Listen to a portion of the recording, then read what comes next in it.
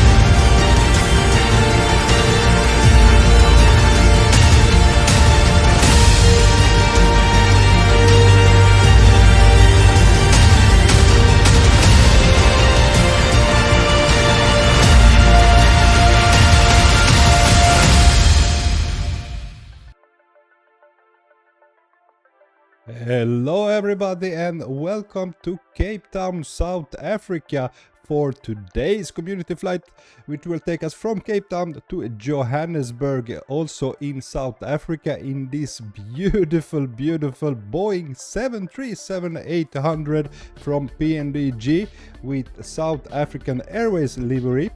Now, you guys who are usually with me on the stream, you are not used to be me flying Boeing 737 because we usually fly Airbus A320. So I must say I'm very inexperienced in flying this aircraft, so I'm gonna need all the help I can. Now, I have done a couple of flights, starting to feel more and more comfortable in this aircraft. And I must say, it's amazing. I'm just sorry I didn't start flying it earlier, start to learn it. Really impressed by this aircraft. I love Boeing. So if you have any tips for me, if I do anything wrong in the flight, don't hesitate to tell me. I'm here to learn. Hopefully we can make through all the way without any issues, guys. So, welcome on board. Who do we have with us today? Captain Guru Aviation. Finally, yeah man, finally Boeing 737. Really exciting, man. Dr. Ashafaq Hussein, welcome Dr. Hussein, welcome on board. Why is this game so expensive, bro? Don't know, man, don't know. Yeah, it takes lots of money to put in this simulator, that's for sure. Clifford Landing, good evening Captain Crew. Good evening Clifford Landing, welcome on board, nice to have you with me, my wingman, my expert in Boeing 737. So happy that you're with me tonight. If you see me that I missed something, just please don't hesitate to tell me, man. Jan Zonka, is this Zibo mode? No, this is Microsoft Flight Simulator. We don't have Zibo in this. I think Zibo is in X-Plane. Captain Guru, almost missed. No man, you are just in time. Edelweiss Christos, good evening Edelweiss Christos, welcome, nice to have you on board. Adrian as well, hello my friend Adrian, and also Adis Smile Begovic, pozdrav Adis, dobrodošli, welcome aboard. And Fly Kerem, hello Fly Kerem, yo Bronco, yo Fly Kerem, welcome on board, nice to have you here, man. Clifford, hope you have your flight plan. Simbreeze is having a seizure. Yes, I have downloaded the flight plan, so we should be all set with the flight plan. And for this flight, I have chosen not to fly on VATSIM. We are using only FSLTL, real world traffic liveries, as well as real world traffic, which is actually we have an South African Airways landing here in Cape Town. So the first thing we need to do, I still haven't figured out how to start the stream without, or to start the aircraft without having the stairs there. I have to remove it manually. All right, let's jump in and begin to set up the aircraft, my friends.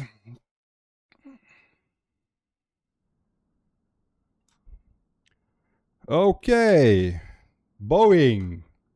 Let's start it with the battery. Battery goes on.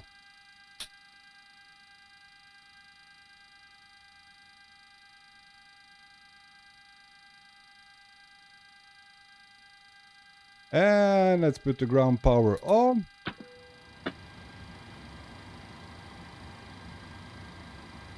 And the aircraft is starting up, and I must say, I mean, the cockpit is such a beauty. So beautiful, Boeing 737. Now, the very first time I flew, I flew it once on the stream. It was way back a couple of months ago. Totally unprepared. I wanted to celebrate because so many was asking me to fly with the Boeing 737 PMDG, and I didn't set it up any sensitivity settings, neither the side stick or my detents on my quadrant, because I'm using Airbus quadrant and side stick, and it's all a mess. But now I have taken time and I have found the perfect setting. It feels really good in my hands. Just waiting for screens to be turned on, and then we're gonna start with the ADIRS. Addis Malbegovic 7373, or no, this aircraft is very expensive. I think it's cost even more than the flight simulator itself. It's about 70 euros for the aircraft. Captain Guru, throwback to 1960s. Do you think so? I'm loving it. I think it looks beautiful. Lots of switches and knobs and everything. That was what was really intimidating for me. I mean, Airbus is so easy to set up. It takes in no time just to put in everything. The Boeing itself, it's a little more trickier, and you also have it in the right sequence, which when you're gonna start up, I don't know when. Like, and don't forget the emergency exit lights. No man. Let's head up and turn on the ADIRS. Now, I have seen in some other stream, or was it a tutorial, that you turn this. People don't always do that. Do you guys know what this does, other than displays some numbers? Glenn, hey, hello Glenn, hello, welcome on board, nice to have you here, man.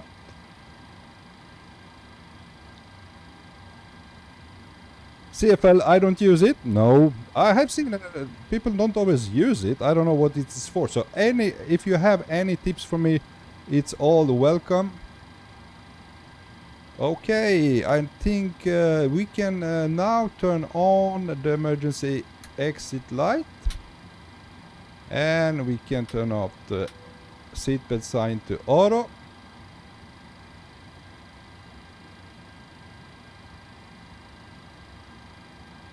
Like that shows how much time it takes for the displays to align. Ah, nice. Thank you for that, my friends. So we have like 0.8 minutes until it's aligned. Good to know. And Flackham, if you have the time set to realistic, of course. Yeah, I think it's set to realistic. Tristocky, yo Bronco, how are we doing? Hello Tristocky, welcome on board. Glenn, what's the end destination? We are flying to Johannesburg. Also, all shortcuts in the keyboard just to find which button I have to turn. It's all a little bit different from the Airbus I'm used to fly. Okay, let's go to EFB. This is quite new since we flew the last time. I know it came maybe a couple of weeks ago. It's really, really handy and really good. I'm gonna request data from SimBrief. Now the thing I love about this EFB, let's go to full screen, that if you are like this, let's just, if you zoom in on the airport itself, and you have, for this you have to have Navigraph subscription and import the Navigraph. You have to synchronize with the tablet here. It shows you where the aircraft is. You can see all the taxiways, you can see the holding points and the runways. So if you don't have like two screens or something, you only have you fly simulating one screen, it's really useful, so you can follow, it follows you in real time where your aircraft is, and it's really nice. Okay, now that said, let's head into FMC, and we're gonna start with removing, is it in ground services? There it is. We need to change from stairs to jetway. If you know any automatic way to do this, that I don't have to do it every time, because when we are at the gate we don't want to use stairways. Cliff landing, turn on the GPU power. Didn't I do that? I did that. Come on, man, follow. Flight carrier Bronco, you see the lights flickering. That means you need to set GPS location in the FMC. Yeah, that I know. Now we are gonna, I'm just starting to do this. We're gonna start to board passengers with the Gsx. And let's request boarding. Now this is also puzzling me. When I press boarding with Gsx, it's like a ghost is setting up the FMC next to me. Do you know how I can get rid of that? Because it's putting in some bogus numbers that are not even correct.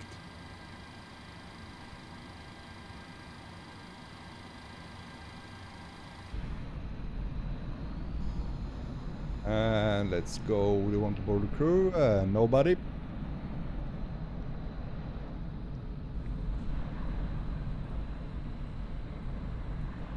Flight camera, I can see the IRS align time is not set to realistic. Above the adheres button, you will see the light flickering. If you align your GPS location in the FMC, all displays will align immediately. Okay. Okay. Nice to know. Let's head down in FMC now. I'm gonna enter our IRS position menu, and we're gonna go to FMC and pause init and set the IRS. And the reference airport is Foxtrot Alpha Charlie Tango.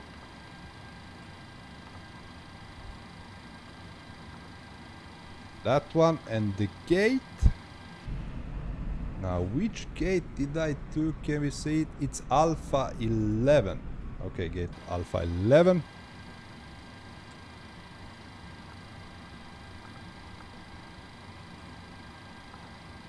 There we go. And let's go to route. And we already is inserted the departure airport, and we're gonna arrive at Johannesburg, which is Foxtrot Alpha Oscar Romeo, and we're gonna insert it as a company route, and let the flight number is South African Airways 780, and let's press the flight plan request. Sim brief route, yes. Okay, and activate, execute.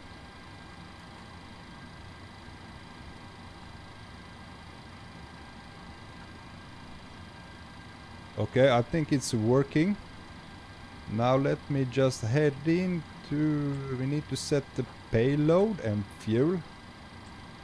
Let's see if it's correct with the sim brief. We have total passengers of 152. So we have 8 people in first class, 144 in economy. That is correct. And the ground weight, everything looks correct. Let's return. Set the fuel. Now the fuel isn't correct. 1044 kilograms of fuel will not take us anywhere close to Johannesburg. So we have a block fuel of 8069. Okay, that is set. Let's go back to route. Do I need to enter the run here? Cannot remember.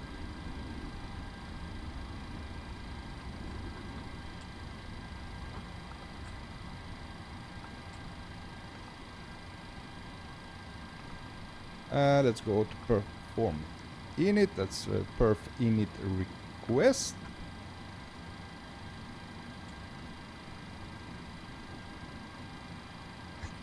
Clipper landing.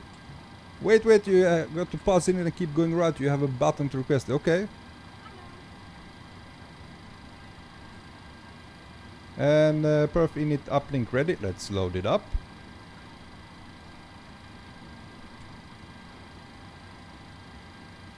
That's set. And let's execute.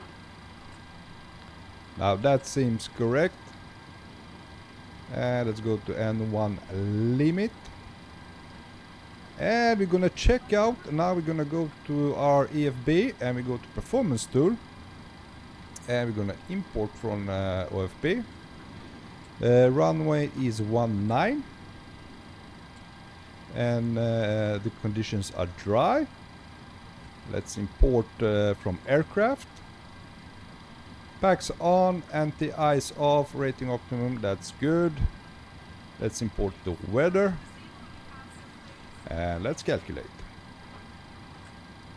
Okay. Now it tells us we're gonna go with takeoff. That's correct. And we're gonna go with climb 1. It will be a little bit short. Now we go with climb. It's selected. Looking good. Cell. We need to insert the cell. Temperature is 52 degrees. That is in. And let's go to takeoff. Flaps will be 5. Let's put in the CG.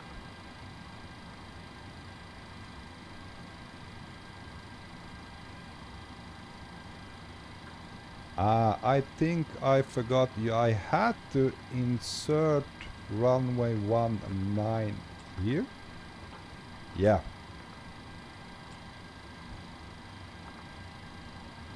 Now we have the V speeds.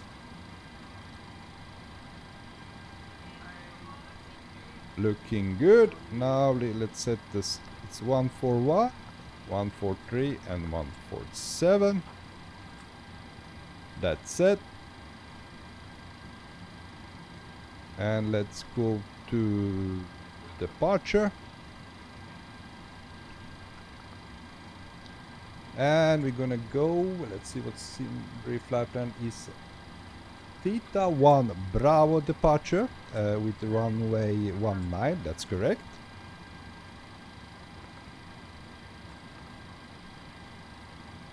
And let's press runway 19 and Theta 1 Bravo, execute. And arrival at Johannesburg, we're gonna arrive at ILS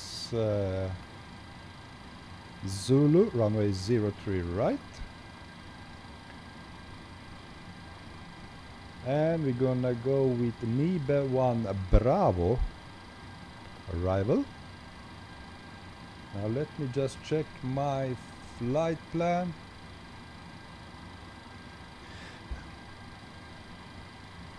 This is our seed. Now do we have any transition GSV1 or GSV2?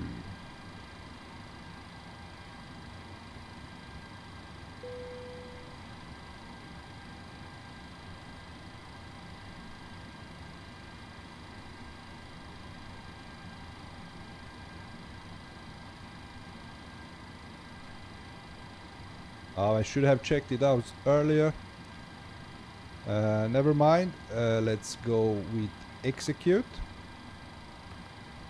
Okay, now let's check our flight plan, how it looks.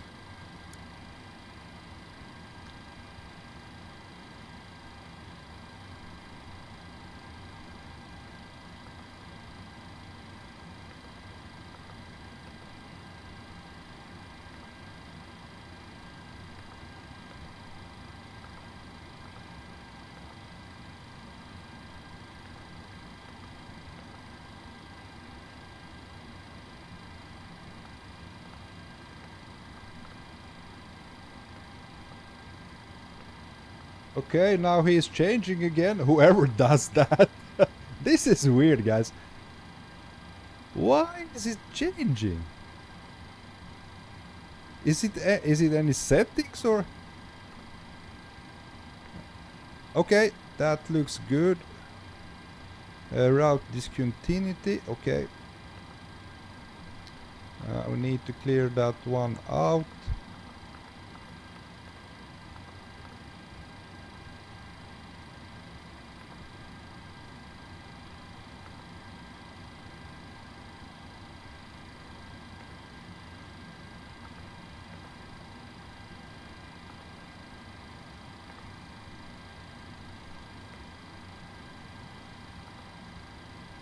Execute. Okay, route looks nice.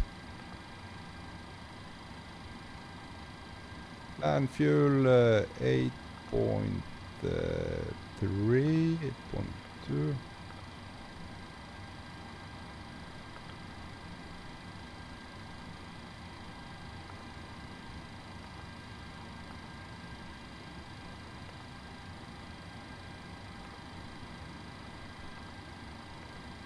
Okay, everything seems to be set. Captain Guru, and I told you it's haunted. Talking Ben, hello mate, how's your day bro? It's very good, thank you.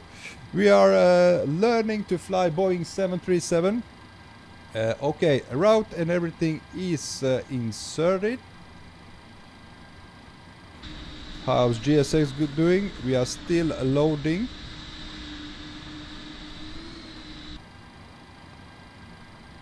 Now let's start up the APU. We're gonna go with no.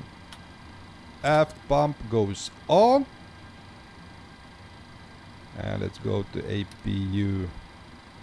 Oh, I think I need to put on the hydraulic pumps first. Now.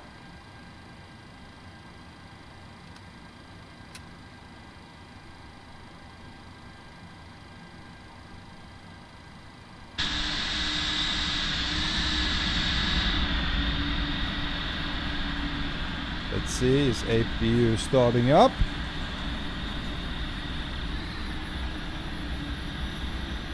Oh yeah.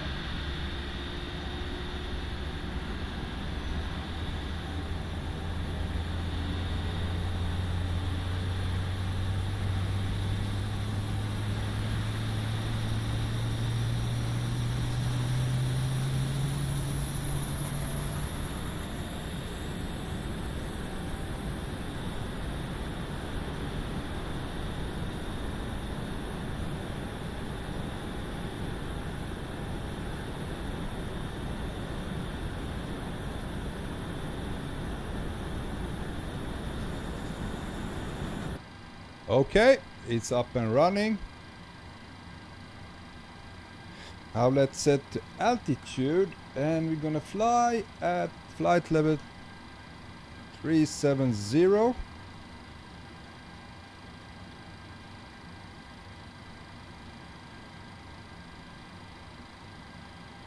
And runway elevation at our arrival is 5,500 feet.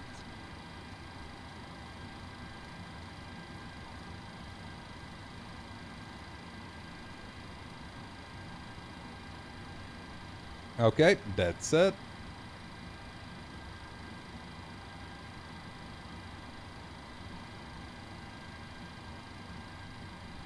Now the aircraft is boarded, so we can remove the jetway.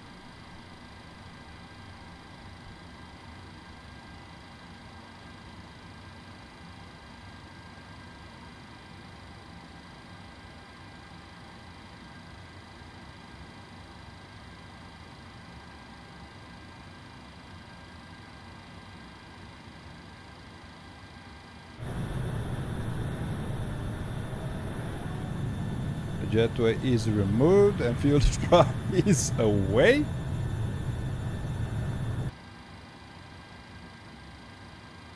Okay. Now I think we can turn the ground power off. Nope, couldn't. I think, okay, we need to put on the generator. Now I think we can remove the ground power. Yes, ground power off. And we're going to put the APU gen to AC.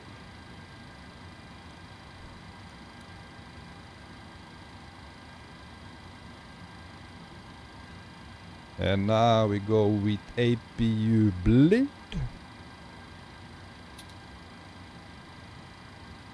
There we go. And the collision lights goes on.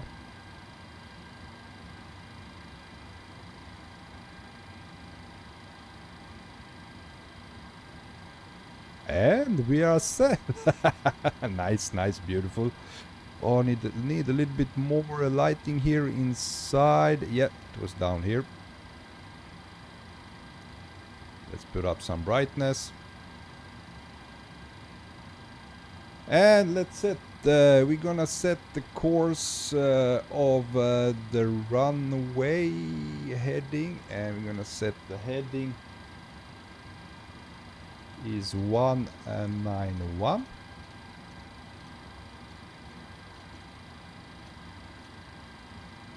Talking about Bronco, is the ATC on today? No, we are not on VATSIM today. I don't want to give some poor ATC troubles for Bronco not being able to do their request.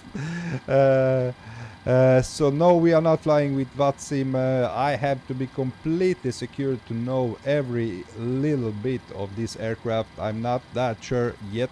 I have done a couple of flights. It has went good. I have been able to take off and land and do everything. But if they put us on a hold or something, doing something strange, which I'm not familiar with yet, then no. So for that we are only using FSLTL live traffic liveries with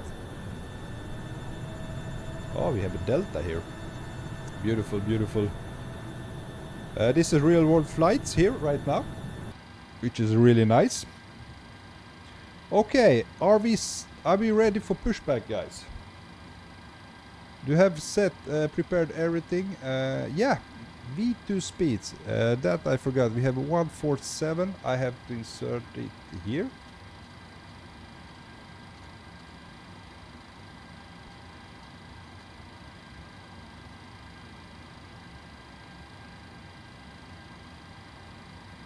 Look up, take all ambers out. Okay, okay. So, window heat. And the probe heat on.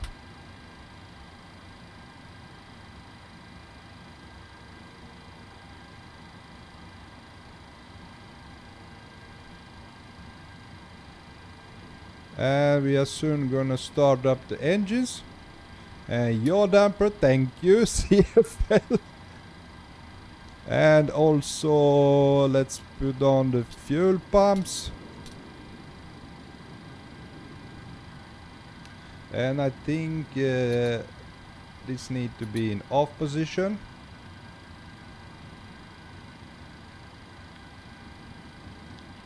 All right. And we need to remove the ground power unit and also the menu, ground services, remove wheel chocks, remove them. Ground power is disconnecting. Beautiful.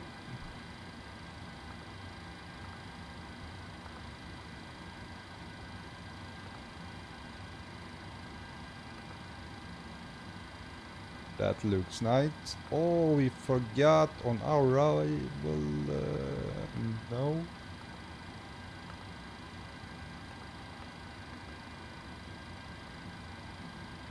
Here we go. Need the winds for our arrival.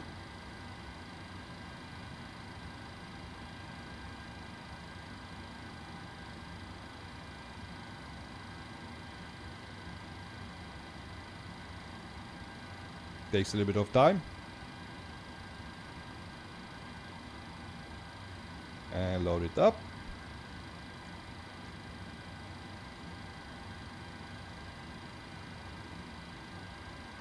And execute.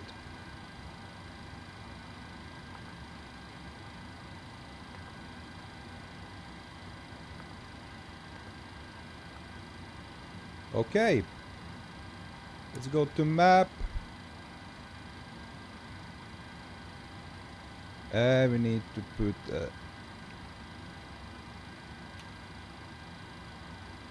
that on. That is set. Pass. Okay. Oh, the door is still open.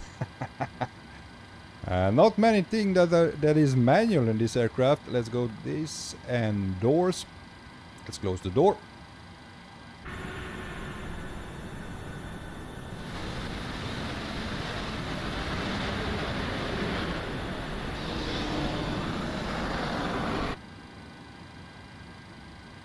And return.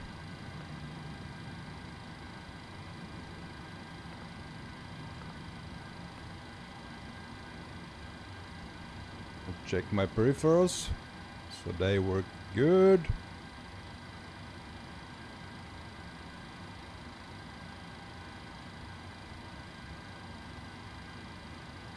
Okay, let's go for pushback, guys.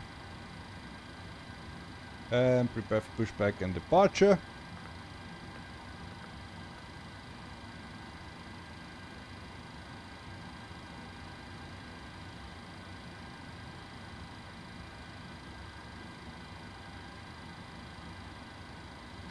Cliff running, don't forget the air after engines and on and APU off. Okay, man. Okay, man. Here's a hint which I do before I take off. I input the ILS frequency and heading. I will be killed for this, but I save time when approaching. We can take it later. We'll see. And I don't because I did many times. Okay, man.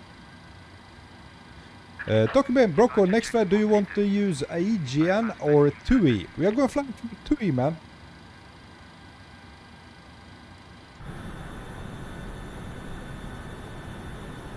Nikos, hello Nikos, welcome back.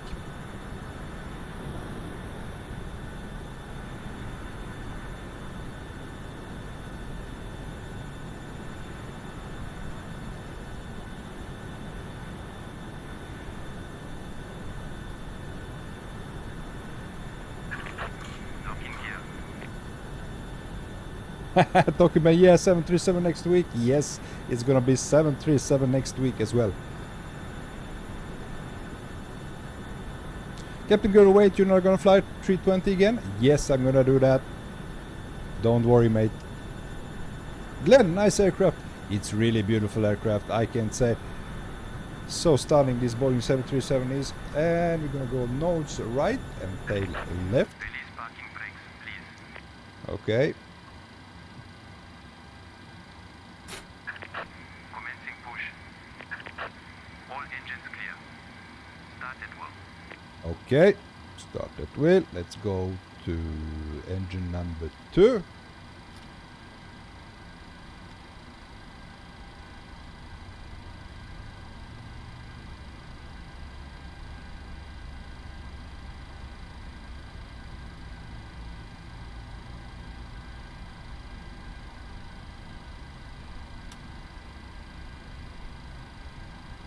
There we go, 25 and 2. To fuel in.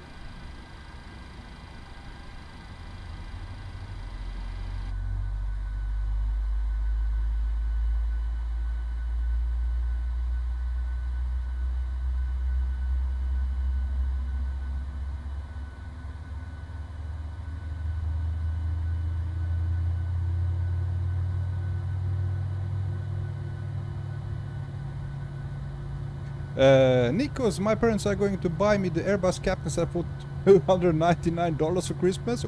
Wow! Congratulations! What a Christmas present, man.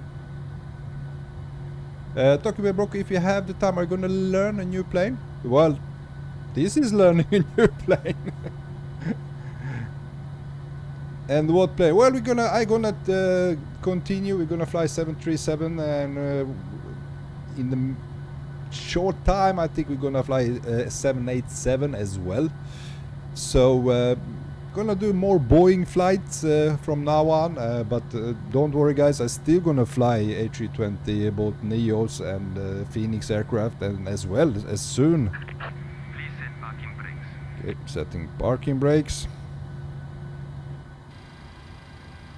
Okay, engine 2 is up and running.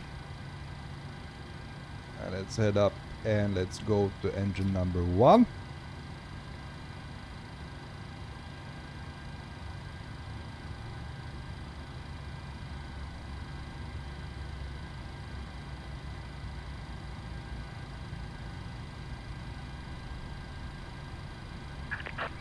Unlocking gear.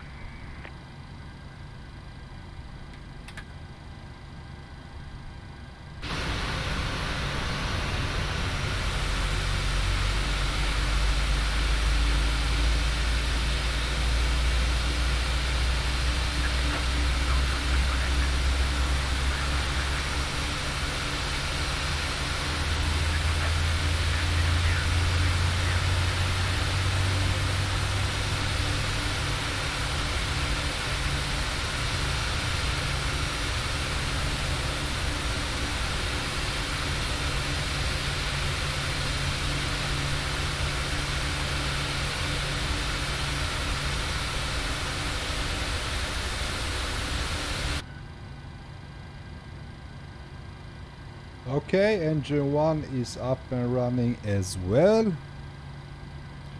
Let's go Gen 2 and Gen 1. That's set.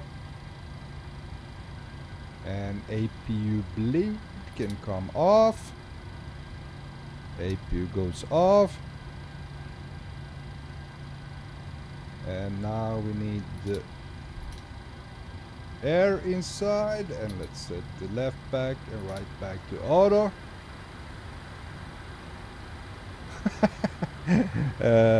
Paul Manager, hello Bronco, hello Paul Manager, welcome on board to this beautiful Boeing flight. Mr. Joe Magal, Joe Magal, Bronco flight 737-800. Yeah man, brace yourselves. I don't know, do I need to do anything with the air temperature here? Now it's continuous in cab.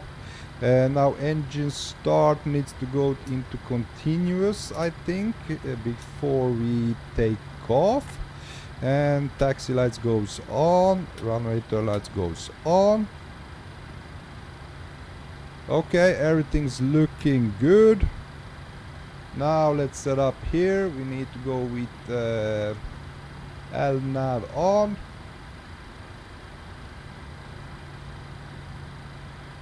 Which button is that?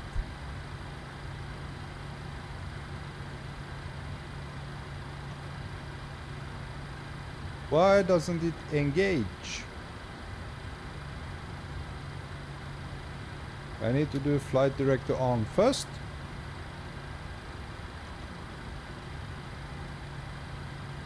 I cannot engage LNAV.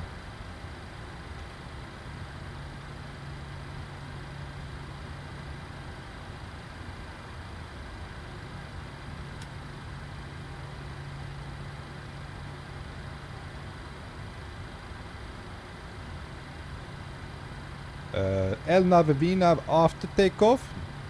Oh man, I've seen it before takeoff. Auto throttle as well has to be on.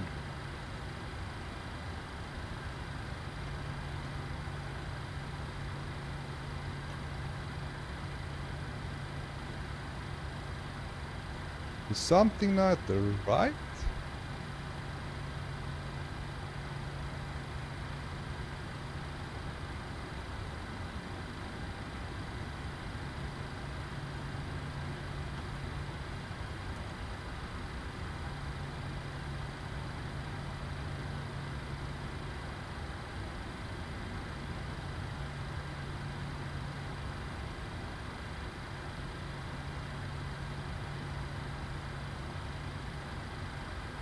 Okay, we're gonna try just to...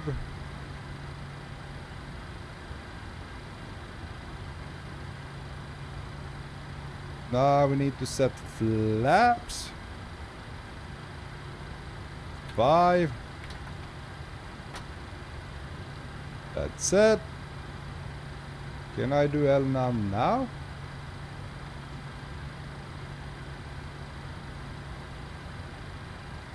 Click VNAV in MCDU. Okay, verify takeoff speed. Has he done something again?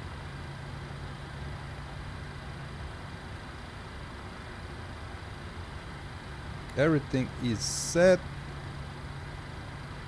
There's a button, VNAV.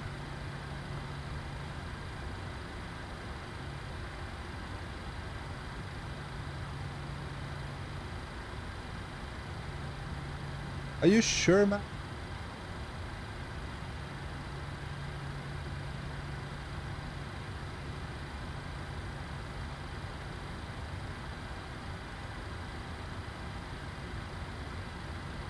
I mean, everything is put in correctly.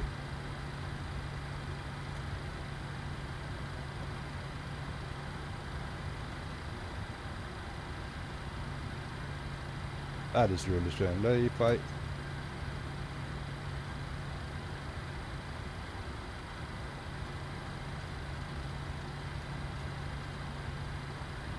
Maybe if I press this one and it...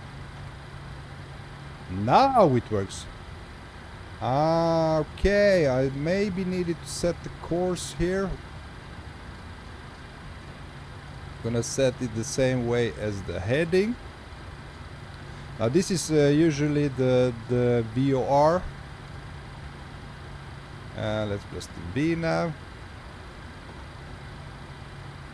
And one, I think it goes automatic. Okay, everything is engaged. Flaps are set and we are ready. Everything seems right on the screens. Terrain radar on. Okay, guys. Parking brake off. Let's taxi. Now the best part. It's the sound of these engines, guys.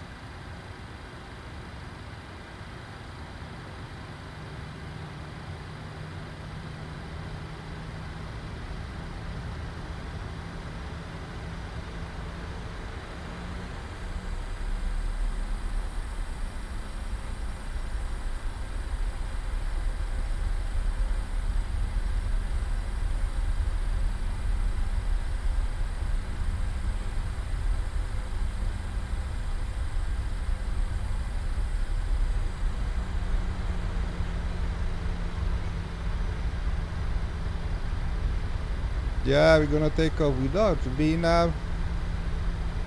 You gauge it, yeah, after we climb.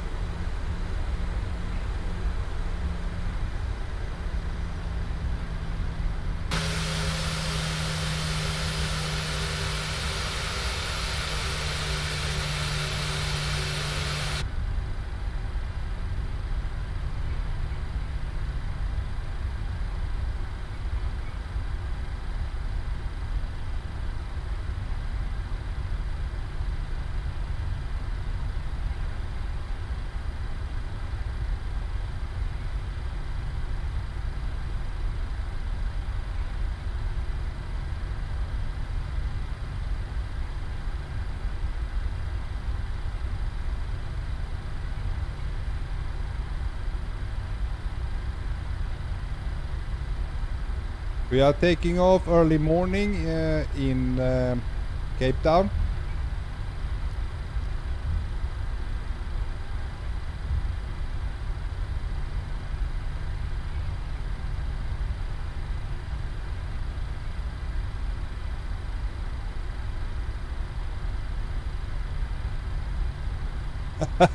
Fast taxi, yeah. It's a really short taxi. Runway is just right here. And the really amazing stuff with the PMDG 737 is the performance. It has the best performance compared to Phoenix, fly-by-wire. All aircraft I ever flown with, it's just amazing performance. So smooth, no stuttering at all. Simply loving the performance.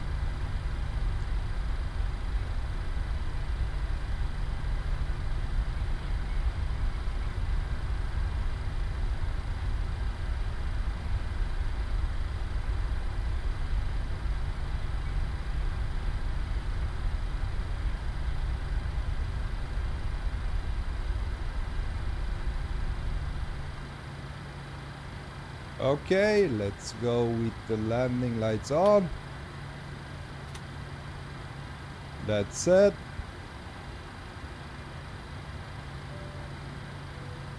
And position is steady. Logo lights we don't need. Everything seems good.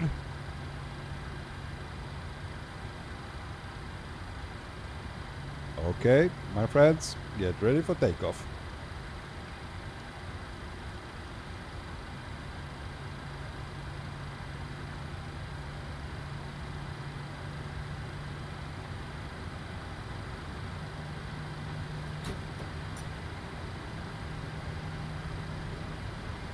Parking brake, come on.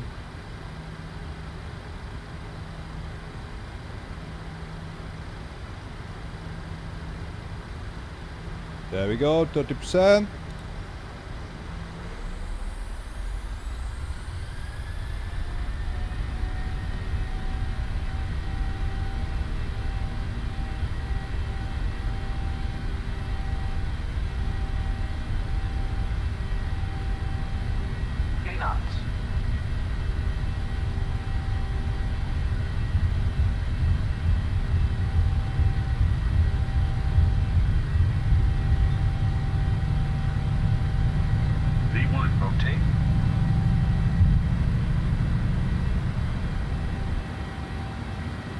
Positive rate of climb.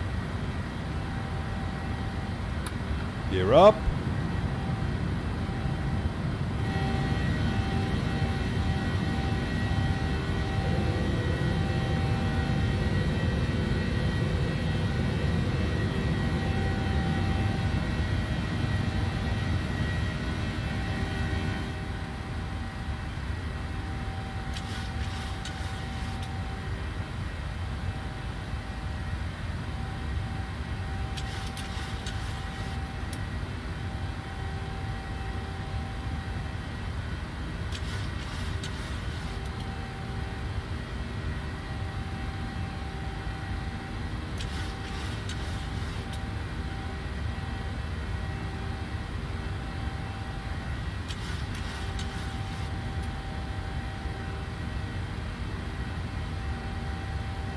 Okay, let's engage V now.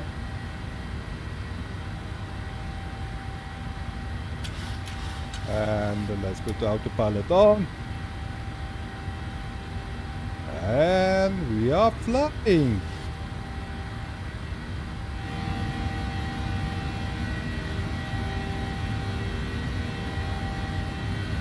Glenn, are you a real life pilot or just on PC? I'm just a PC pilot, my friend.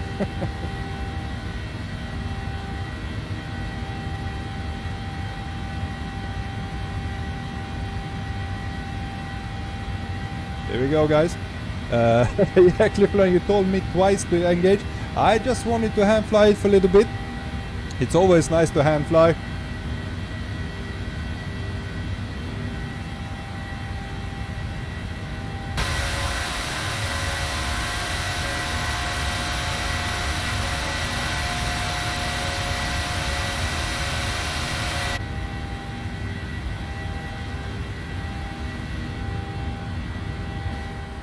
Okay, I think we can disengage. Let's turn up. It's so hard to do it from here.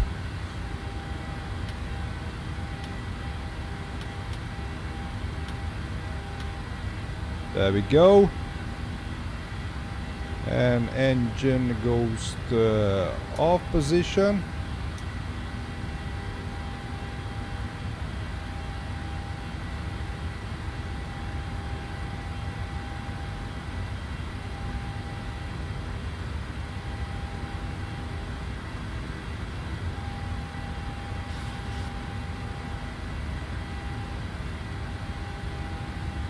Ah, look at that view.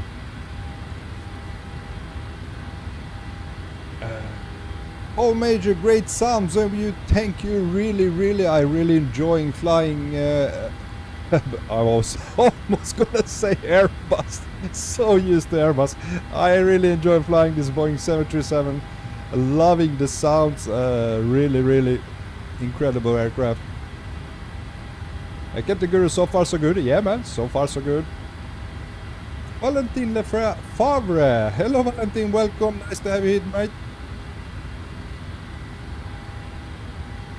Cliff Landing, I know, but you let the speed at 147 knots with auto throttle on. Either bigger speed or no auto throttle. Okay. Paul Major, don't forget to hit the like, everybody. Yes, hit the like button, guys. It's beautiful view. Yeah, man, really nice. The plan looks good. We're gonna turn a left in a couple of moments.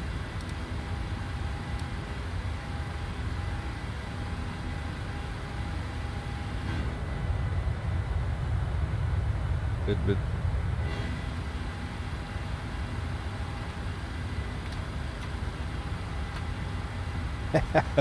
I forgot to pull up the flaps in all excitement.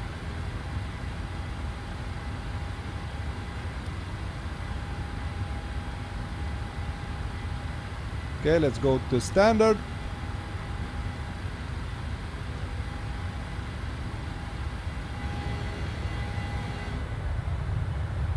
There we go, flaps are retracted.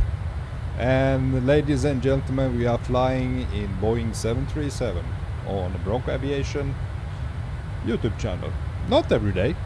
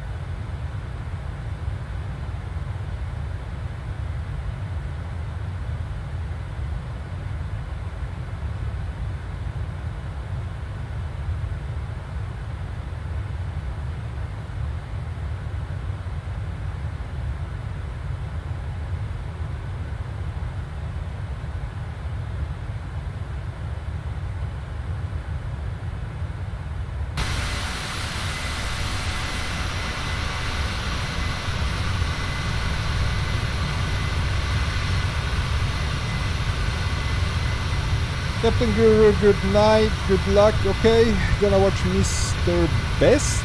Don't know who that is, but goodbye, Captain Guru. Nice to have you on board for a short while.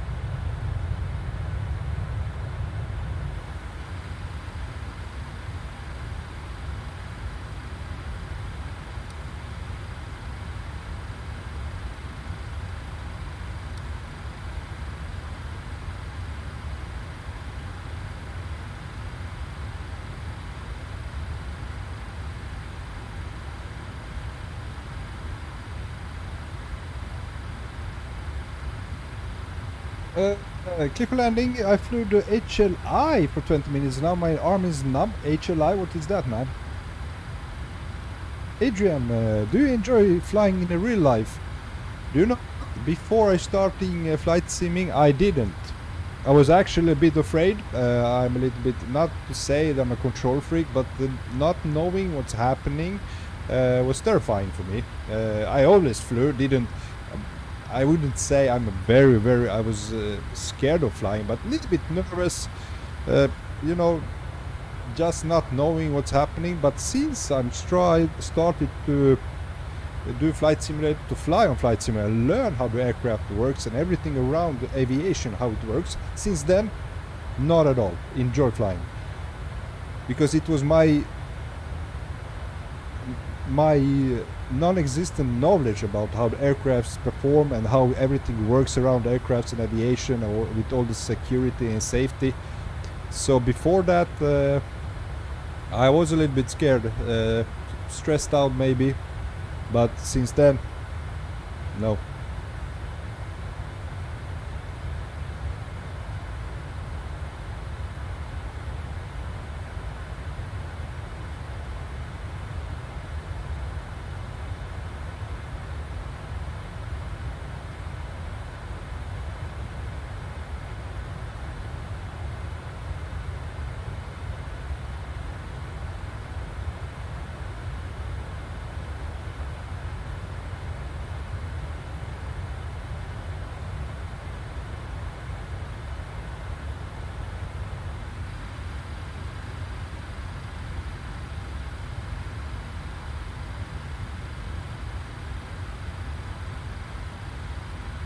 Okay, everything is looking nice.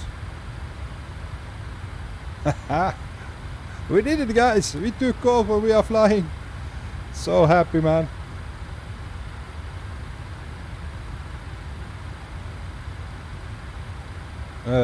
Clifford and crap. Oh, you're flying helicopter. Oh shit, man. Adrian, by the way, how do you move the camera while in the passenger window view? You mean like this, and you mean zoom in and zoom out and move around? It's with the mouse button.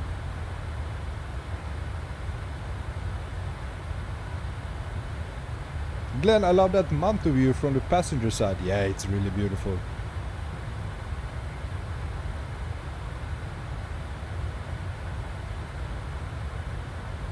And let's not forget our little flight map.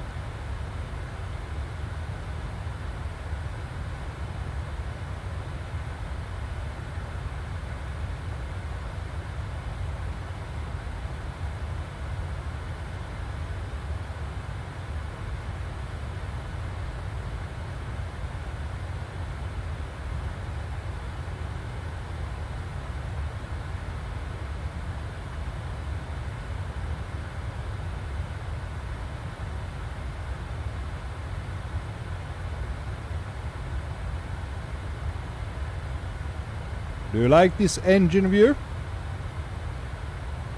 Or you want me go with the wing view?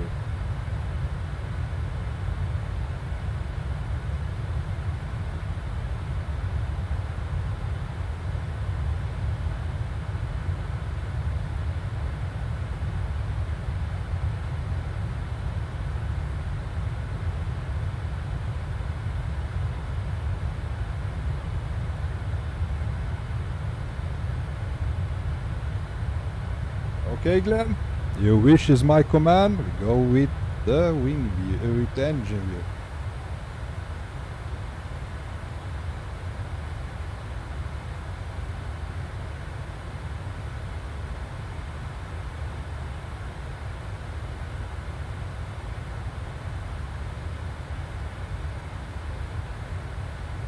Now the flight time is from our departure. Air time is calculated to be about 1 hour and 40 minutes. So I think it's about 1 hour and 30 minutes until we land, my friends.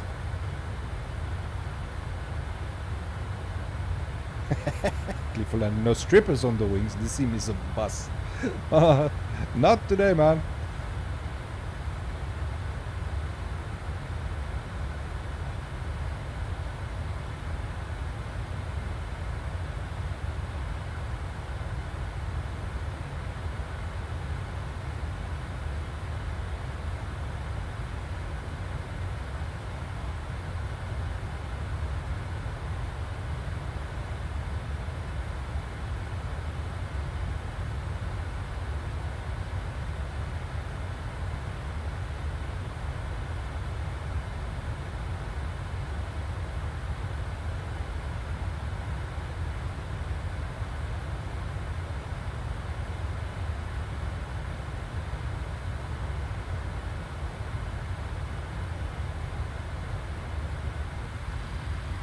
just let me check the plan. We are looking good.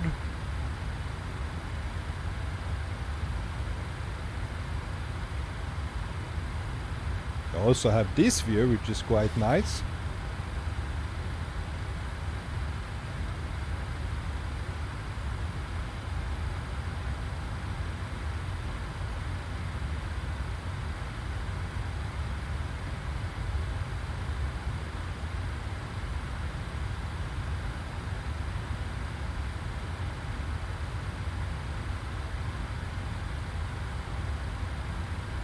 Oh, our dear friend Lima. Hello, Bronco. Hello, Lima. Welcome on board. Nice to have you here, my friend. Lima, how are you feeling in the 737?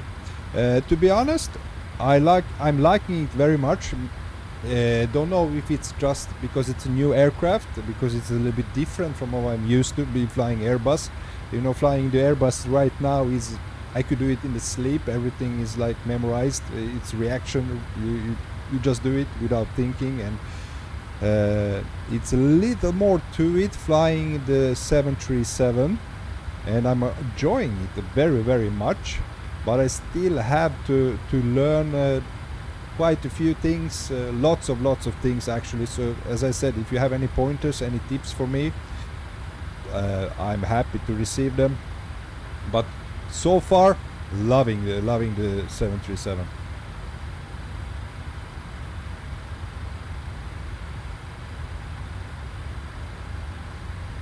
I think the best thing about the 737, this aircraft in simulator from PMDG, is the performance.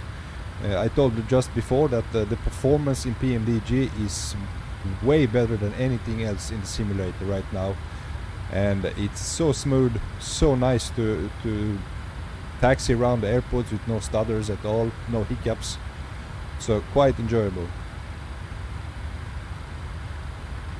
Adrian, still didn't get it. Tried moving mouse button by clicking left, right, it doesn't work. Can't move the view. Can you explain in a more detailed way? The only thing I do is just I switch to window view and I hold the right mouse button and move. In whatever view I am, I hold the right mouse button and can move in any direction.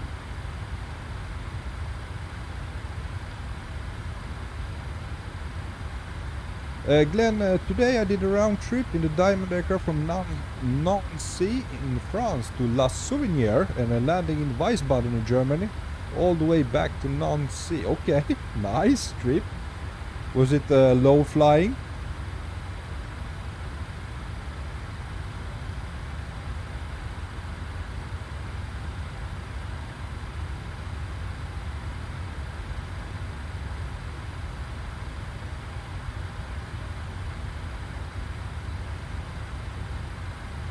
Lima, I bet the landings will be smooth. It's easier to butter than A320.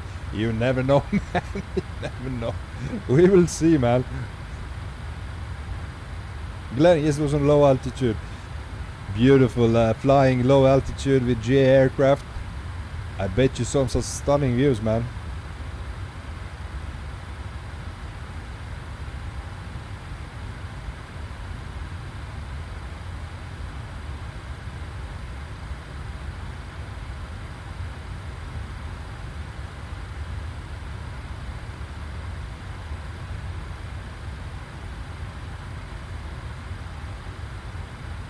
So let's see if we have waypoints. What is this data? So it's when we're gonna arrive, which time. Nice. What is this? VXR. Is it weather? I bet it doesn't work.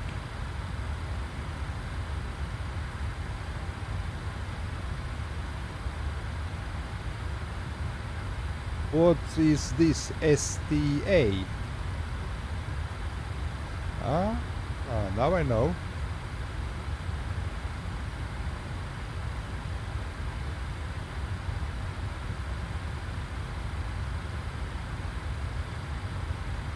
Glenn, it was loved in beautiful snow landscapes on the way. Oh, Glenn, you're from Belgium.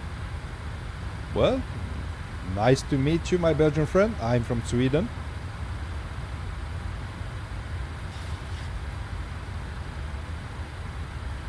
Lima, my sim is starting to crash when I'm plugging in any USB or alt tabbing, and I'm frustrated. It's a 50-50 chance to freeze, unfortunately. Okay, it sounds like maybe something on your motherboard if it's like with USB and stuff.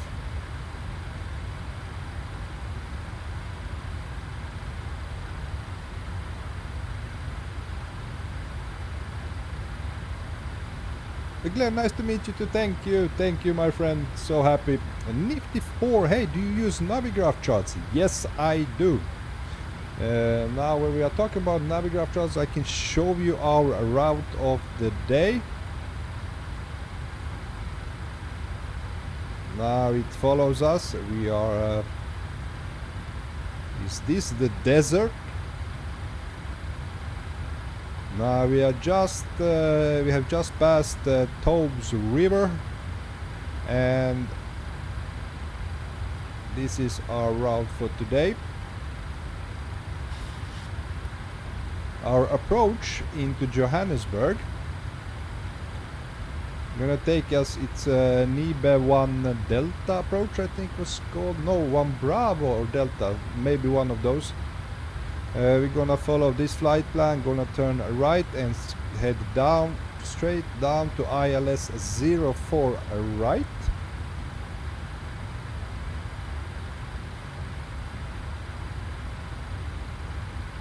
Here is the approach chart.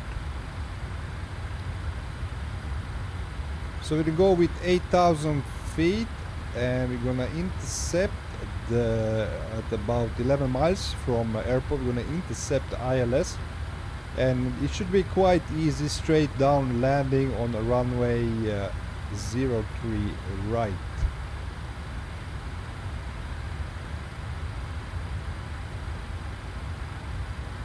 And let's take a view of the airport. This is the runway we're gonna land at, 03 right.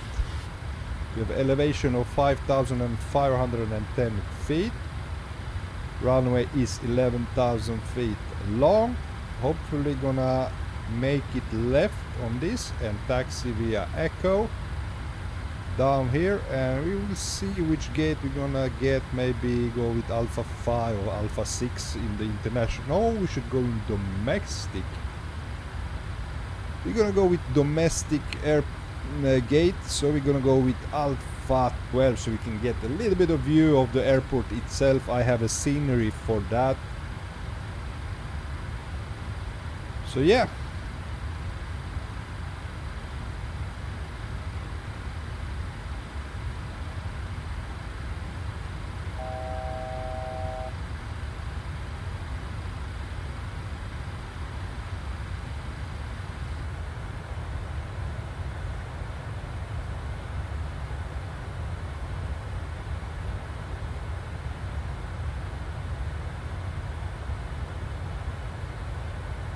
Mickey Tricky, hello Mickey Tricky, nice to have you here. Hello Bronco, how are you today, Mickey Tricky?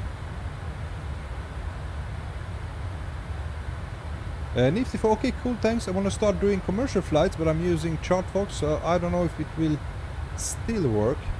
I'm not familiar with ChartFox. You are mainly flying in United States, maybe? I know Navigraph is the best, but it's not free. It's a subscription, costs about $10, 10 euros about a month, but it's the best. And if you want to fly on VATSIM, for example, which I'm frequently doing now, not on this flight.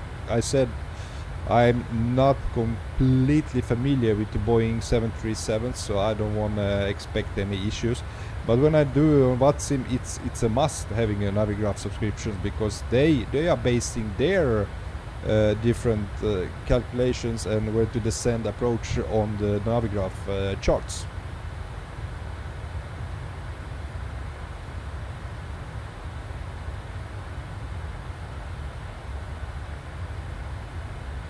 Mickey Tricky, I'm good, and you? I'm very good, thank you. Good day, it's Sunday. Unfortunately, work day tomorrow.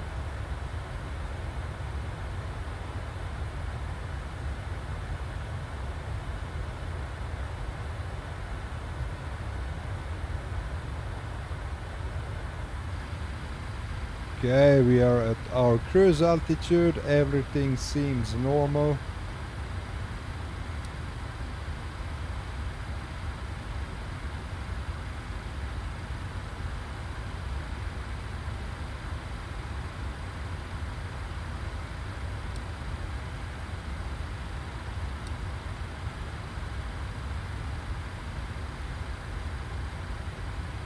And the cockpit looks absolutely amazing.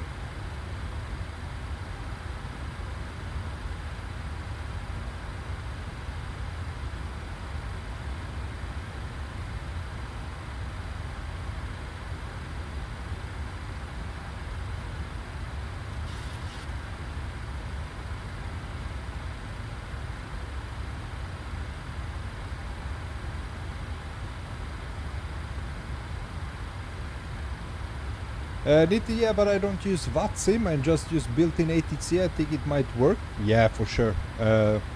You can fly without charts, but yeah, it's very you have to. But when you're doing airliners, if you're gonna do like commercial flights, yeah, you have to have charts if you want to set up your aircraft properly with the correct approaching seats and stars and whatever, and to know how to fly in, the landings at the airport, etc. You need charts for commercial flights in airliners, yeah. I heard that the next update, Sim Update 14, which is coming out, it's now on Tuesday, it's only 2 days. They have improved the in-game ATC. So that's a little bit interesting. I haven't been flying on in-game ATC for, I don't know when it was the last time, because it's so buggy, but they have reworked the in-game ATC, and I'm just a little bit curious. Maybe we're gonna test it on our next stream just to check out how it works now.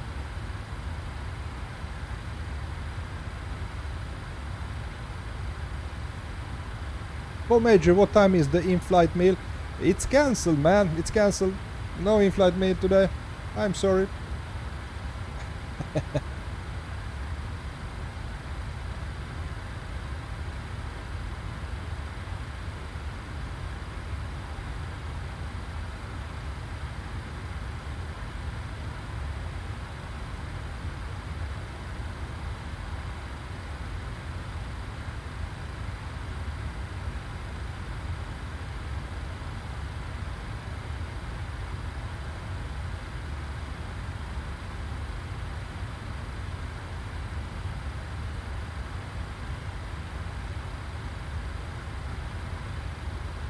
Yeah, Nifty, or really, I hope it's much better than the original one. Yeah, man, it really needs a rework. It's really bad, but it's all we got. If you are not comfortable flying on VATSIM, it's all you got. It's the in-game ATC until the Beyond ATC mod releases, which is next year, sometime next year. Don't know when.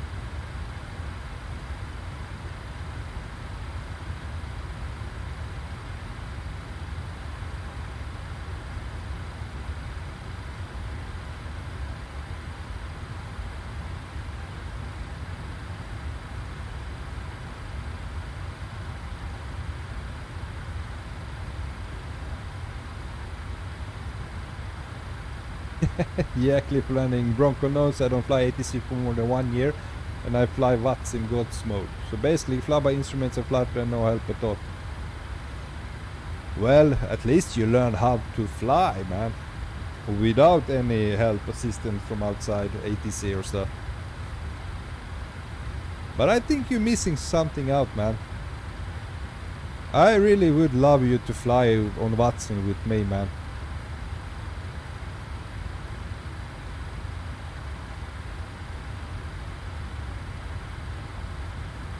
Talking Boeing, I missed a lot, man, but how it's going? It's going really good.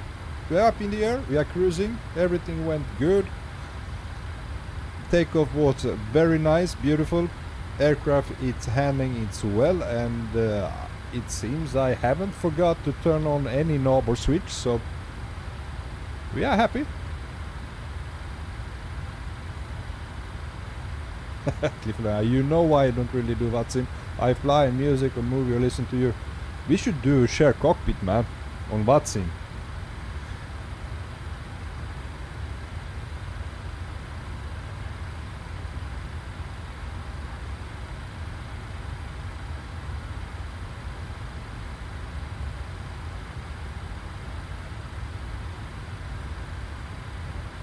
Maybe you do the landings and flying, and I control the ATC, being a first officer, and I'll be the judge of your landings, as you are judging me every time.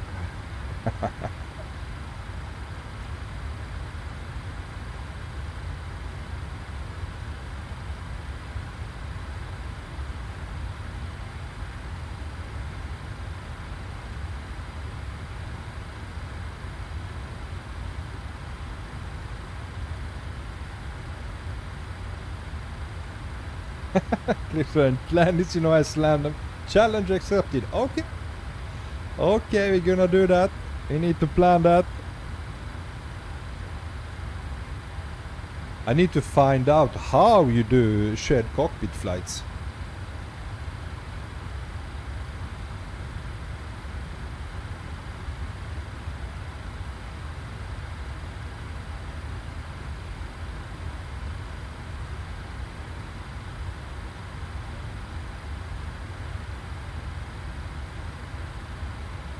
Nifty, by the way, Johannesburg, FAOR is my home airport. Oh!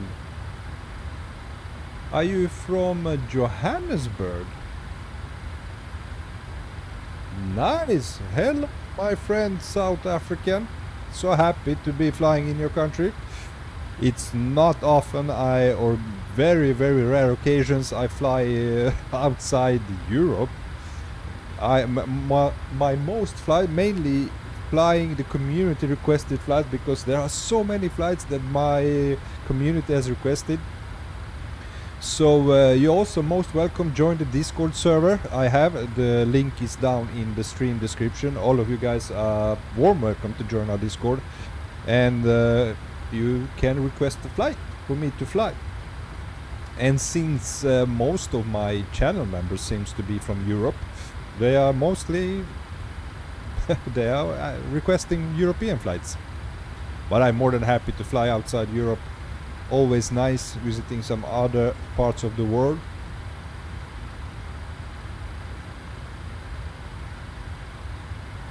Clipper landing, there was one way to do, you mean the shared cockpit flights, okay. Research for tomorrow at work, okay. Talking, man, Bronco, when you use runner, it's okay to land like you do, mate. Come on, man, I'm not landing that bad. I'm telling you that Volanta calculator is wrong. I'm not trusting it anymore. I don't know if you saw my last flight. It was minus 350, and I didn't even hear the gear touch on the tarmac. Nope, not believing in it.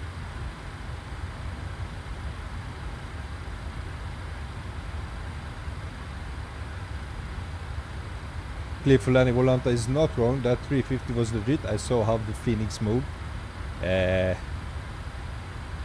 I disagree. Talking Ben, soon promotion? Yeah? You're close to 1 year with the Bronco Aviation Discord server channel.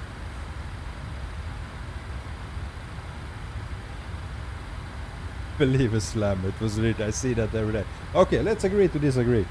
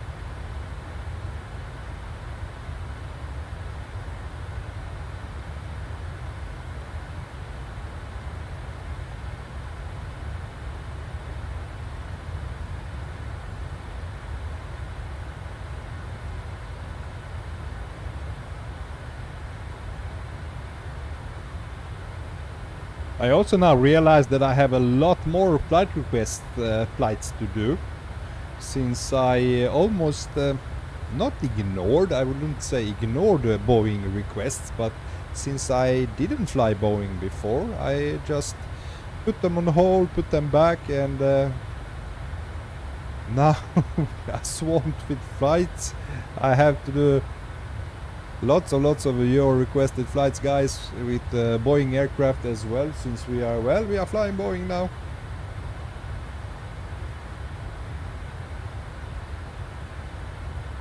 Nifty for the Nvidia Game Filters make the game look so much more realistic.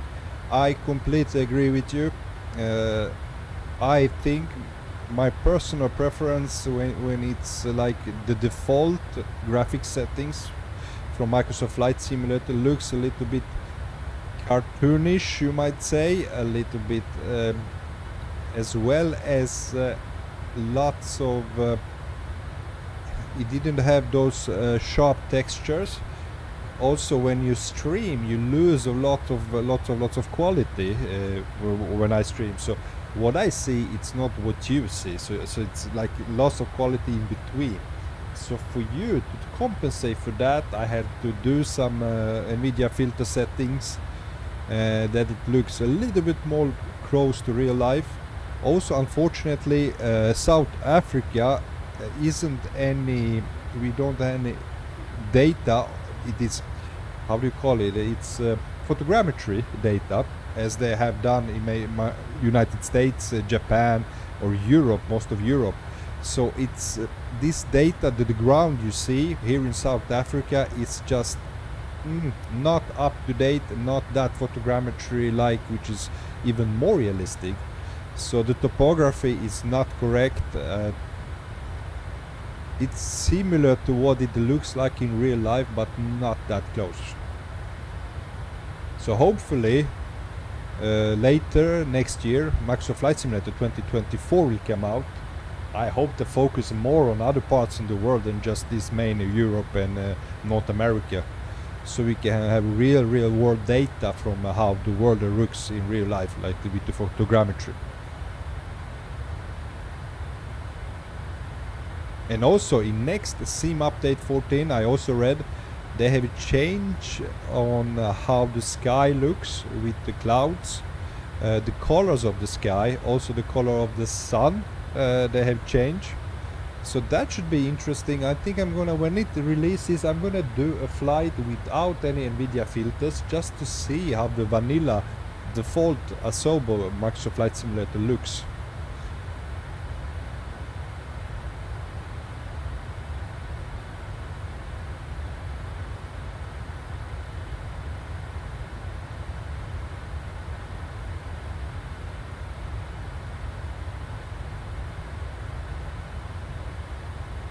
They change in 2020 as well, no more pink sky. I mean upcoming, yeah, the next upcoming SIM update 14 now releasing on Tuesday. They changed the sky. I seen before and after pictures. They had a stream, which they all, I think it's a monthly stream, where all the developers sitting down and talking about the next update and such. And they showed a short some pictures of how it looks now and how will it look when they release the SIM update 14.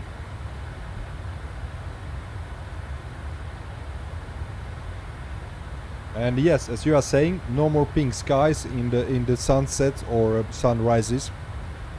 More like bluish greenish color, which is more like real life. So it's gonna be exciting to check out when it comes out.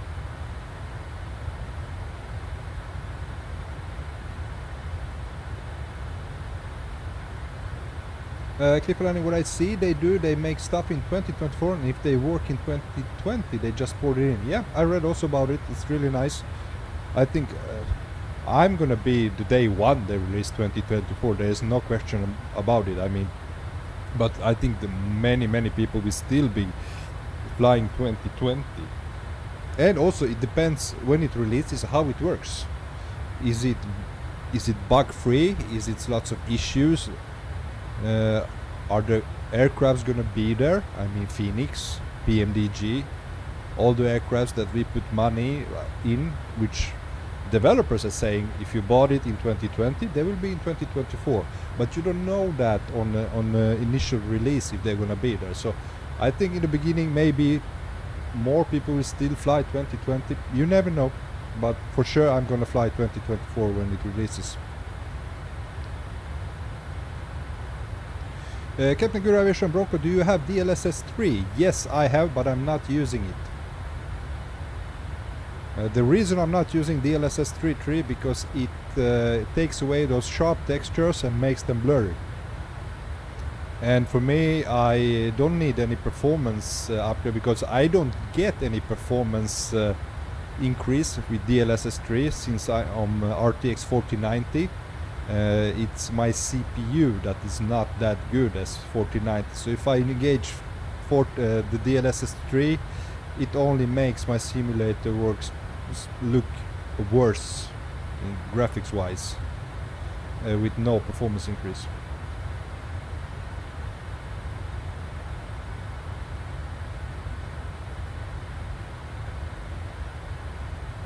Clipper, I think it will need around 1 year to reach maturity of 2020, yeah? But I think they're gonna be more ready this time because I think they're gonna take lots of stuff they made in 2020, put them in 2024. But yeah, for sure, but I think they were working on new engine as well, and all the optimization with the CPU utilization in 2024 will give us a much better experience.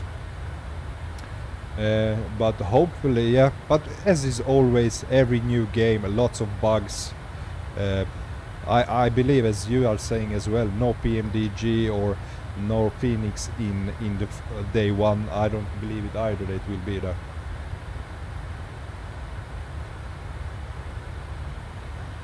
Clifford, they need to adapt them to new codes, maybe. Or they maybe send their codes and to the developers and prepare them so they can prepare the aircraft so they be ready. But I don't believe they will be ready on day one.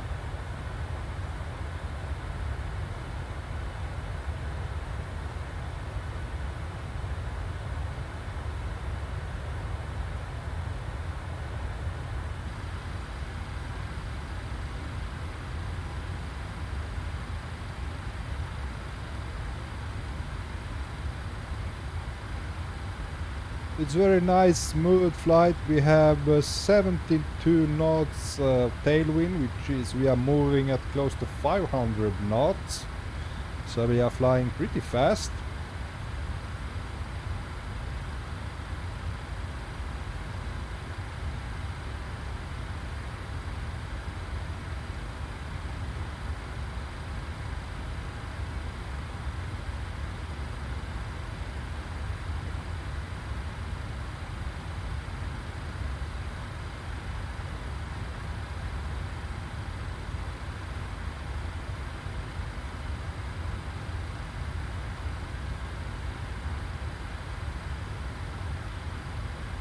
Talking bang, Bronco, do you know when the Arlanda-Murmansk flight is?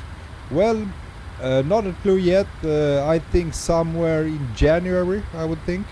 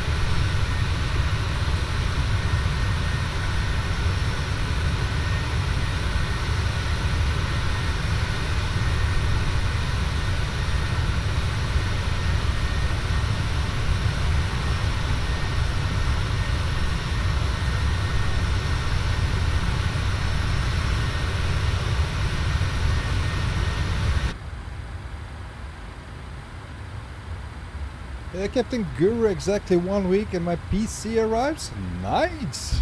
What you gonna do when your PC arrives? What's the first thing you plan on doing with your PC, man?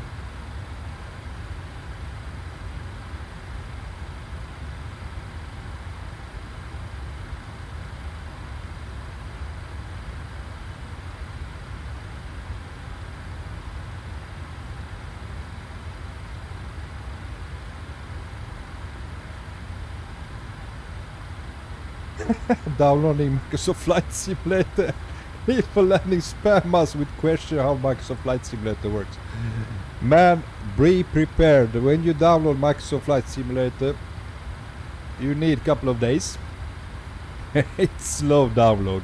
I don't know if there's servers or something, but it takes ages and you have lots of content to download. Then, when you have downloaded, head to YouTube, and if you have a question of how things work, search in YouTube. There are so many stuff in Microsoft Flight Simulator. If you haven't flown in Microsoft Flight Simulator before, either you have a mountain ahead of you to learn how the things works. But be patient. When you know how to fly, when you learn how to fly without any assistance on, it's so rewarding. It's so incredible.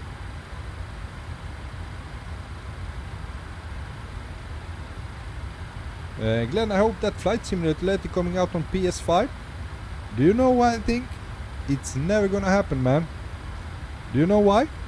It's called Microsoft Flight Simulator. And Microsoft doesn't own PlayStation 5. They own Xbox. It's their own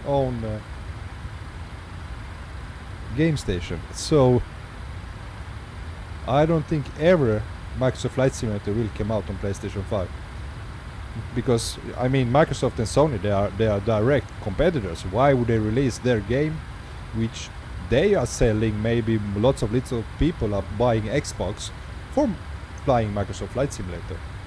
So sorry mate, but I think it will happen.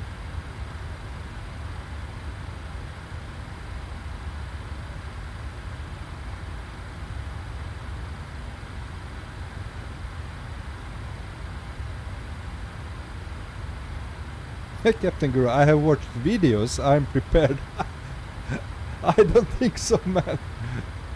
You need to watch those videos during your when you're learning. If you're gonna fly, let's say for an airliner, if you're gonna fly with King Air 350 or whatever aircraft it's in, if you want to fly without any assistance and how to set it up, no way you're gonna watch YouTube videos now and remember it when you start flying. There's no way.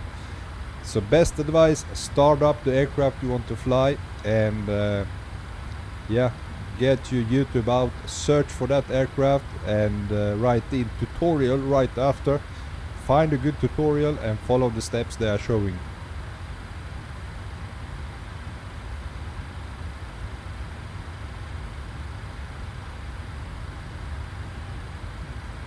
Talking Ben, spam clip for landing. Yeah, he's most helpful guy in our community. We all have to thank him for that. He's taking his time and help you guys out on our Discord server. But even he can help you out with everything. And I have limited time. Yeah, as I said, you know, job, family. So the best thing you can do, it's actually, yeah, as I said, watch YouTube tutorials.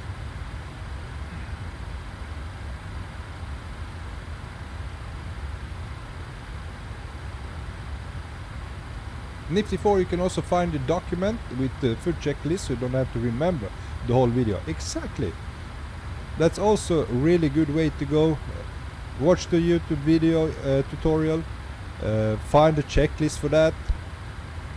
You actually have the checklist here for every aircraft. I don't know where it is. I haven't used it in quite a while. I don't want even to press it. I hate fiddling when I'm flying. Yeah, do you have a little tab up here? Now you don't see it. It's called checklist. So there are checklists for every aircraft, which will help you out.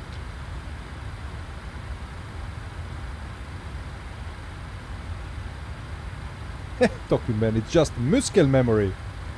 In Sweden, muskelminne.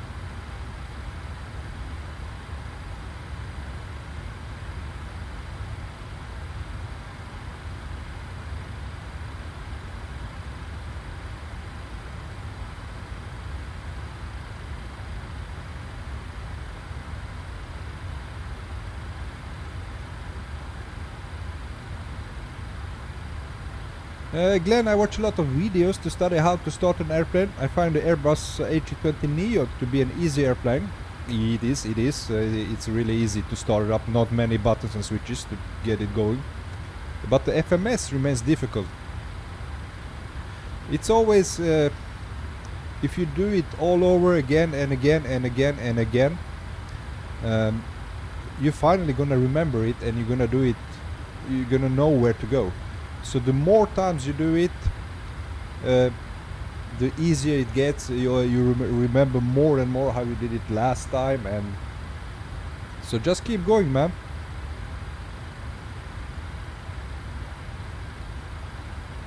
Nifty 4. When fly-by-wire A380 comes out, there will be so many flights to the, oh man, the unicorn of the Microsoft Flight Simulator. Or yeah, man. Aren't we all waiting for that A380, man? Ooh.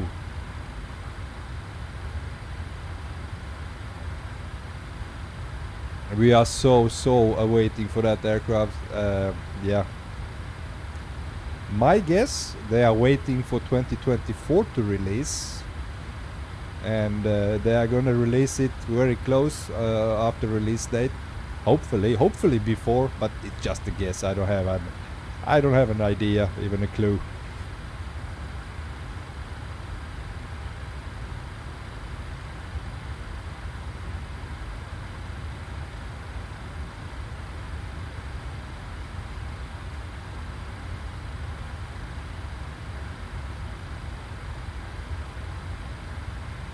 Talking about Bronco, is this a good plan for Microsoft Flight Simulator? Fly-by-wire, then 747 to learn a bit Boeing, then VATSIM, then Phoenix, and then PMDG.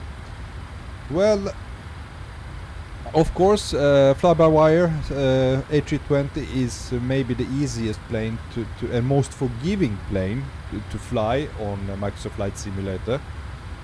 I would go learn everything you know about fly-by-wire A320neo, and when you are completely ready and you know everything about that plane, I would head straight down to VATSIM, so you can learn VATSIM, which is incredible immersive, so much fun flying on VATSIM. It gives you so much more. And when you manage that, then you go the next. The Phoenix is very easy to learn. If you learn fly-by-wire 320 Neo, then you know Phoenix. It's only about how it feels with the sensitivity and how it flies. And when you know those, then you can go. I don't know if 747 before 737, because I haven't flown the 747 ever. So there I cannot help you which aircraft to choose, but whatever Boeing, I think almost that the 737 is the most difficult to learn among all the Boeings, but I'm pretty sure if you know one Boeing, you know them all.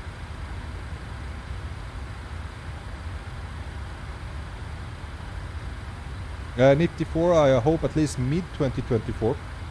We can only hope, man. The sooner the better. Glenn, hopefully is Microsoft Flight Simulator 2024 without issues.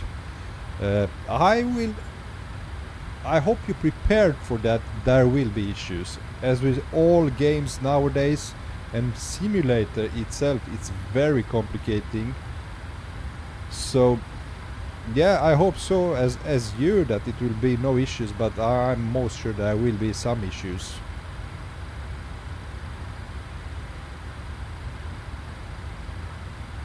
Trust talk, I don't know why, but VR is glitchy on Microsoft Flight Simulator. Isn't that a known issue with the VR generally?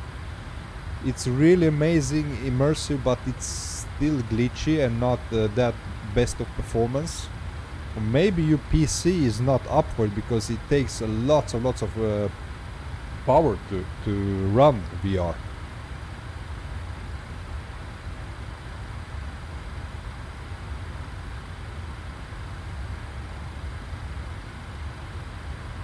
Talk me, I fly a little bit 747. I want to fly bit Boeing. Yeah, go ahead, man.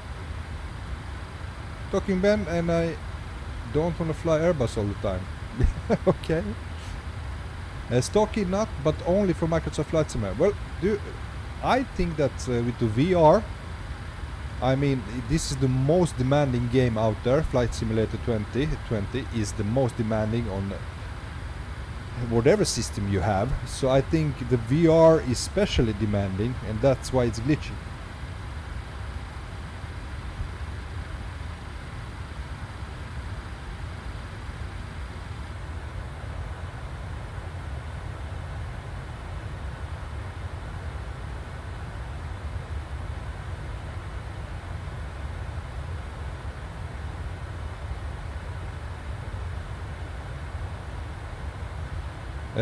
Okay, F1 and other games work perfect, and my PC is powerful enough for it. So, but there is no game like Microsoft Flight Simulator 2020 that takes so much resources. F1 is nowhere near it.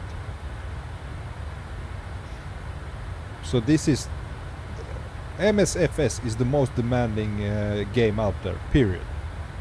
And the VR consumes a lot more resources. So, yeah.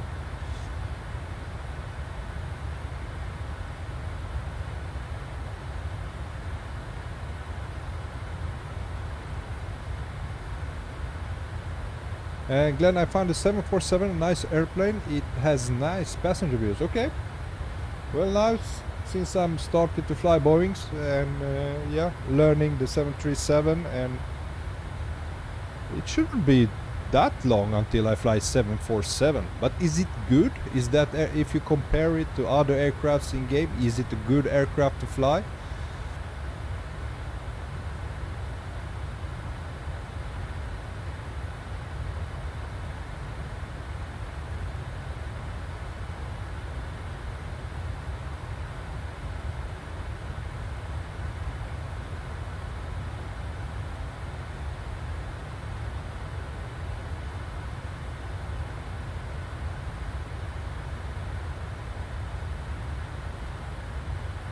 Captain Guru, is there A350 in Microsoft Flight Simulator? No. And to be honest, I don't think we ever is gonna see an A350.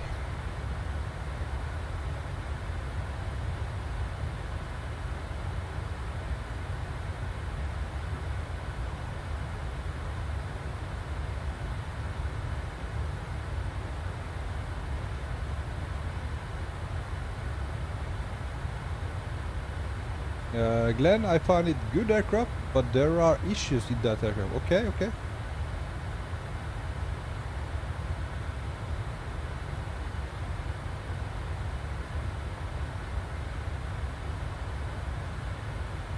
And if Hokkaido is such a good plane, you're talking about 747?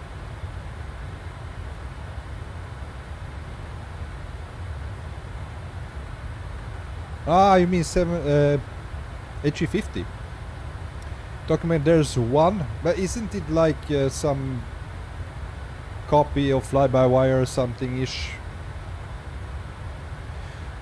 I know there is a developer, I think. I don't remember.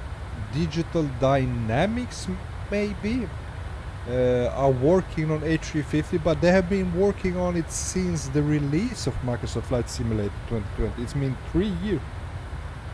And we hardly ever hear any news about it. It's I don't think it will ever see daylight. I think they have lots of issues.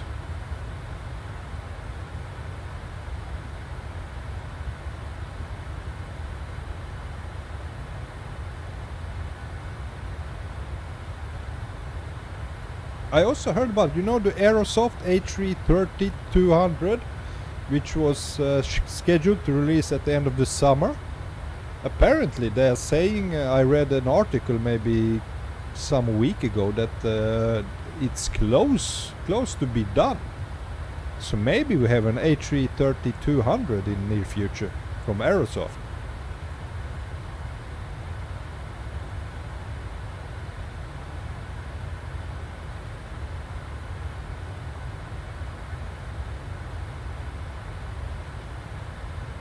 Okay, are we close to top of descent? Almost.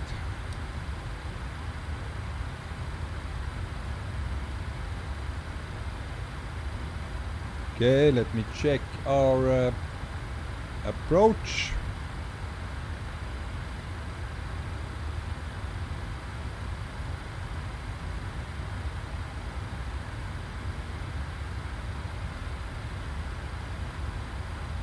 Lead flight level 110,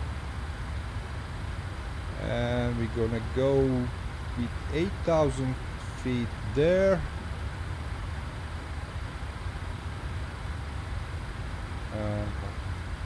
And the landing itself, ILS, will catch us on 8,000 feet. So we're gonna set 8,000 feet right before our top of descent. And what I understand, the aircraft itself will start descending when it reaches top of descent, and try to descend to 8,000 feet.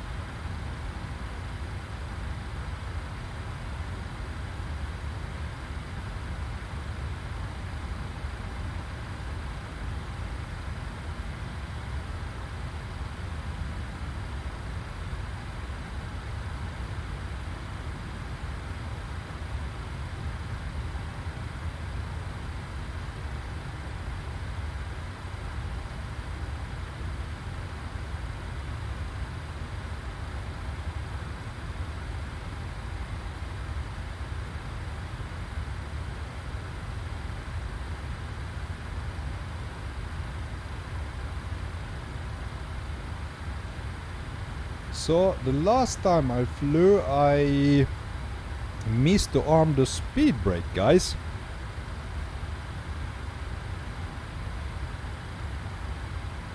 So where is the button to arm the speed brake?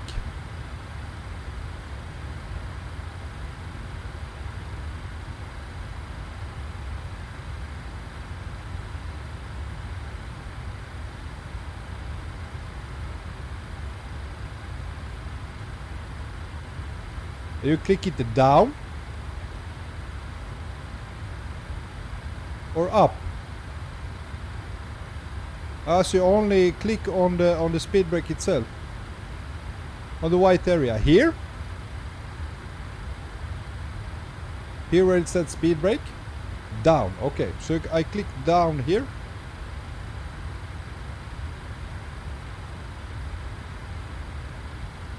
Where armed sign is. Okay, here.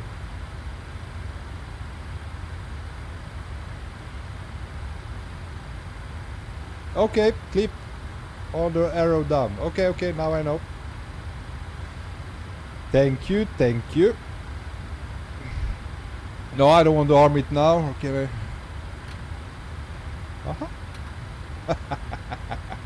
Nice, man. So easy. So easy when you know.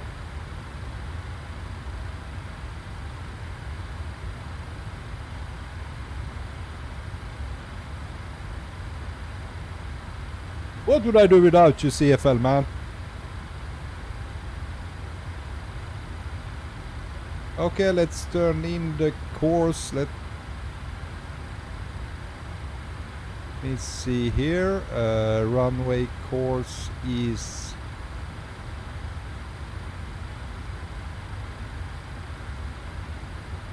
034.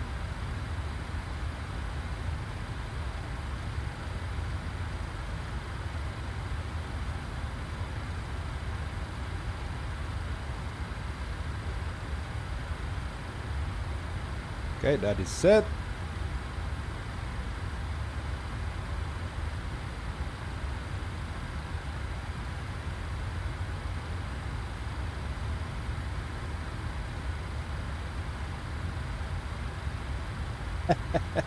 Clipper, you won't have anyone to ask fit me and they say no way. I'm always gonna say no way.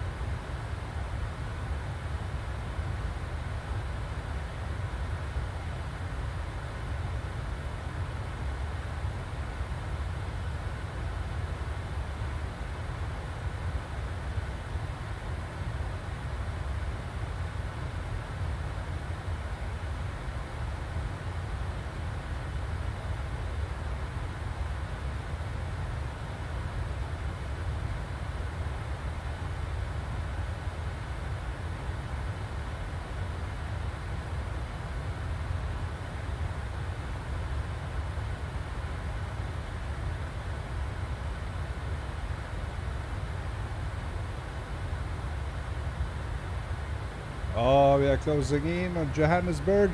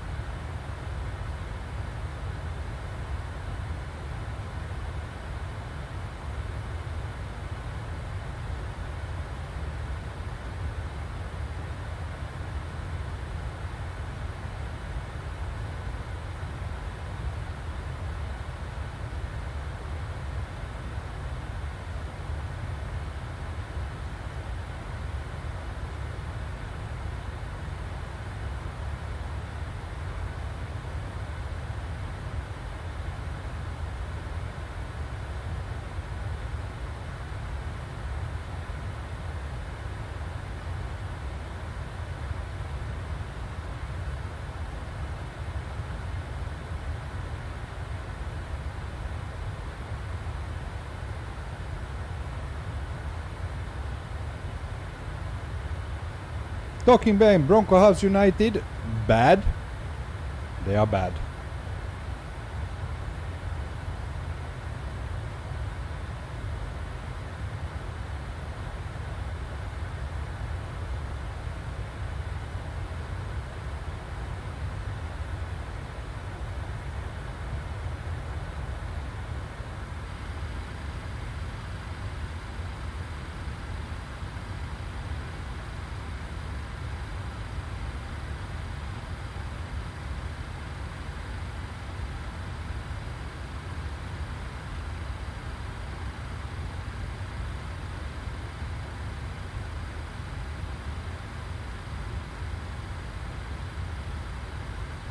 Okay, let's check our landing. We're gonna land 03 right. And let's import the weather.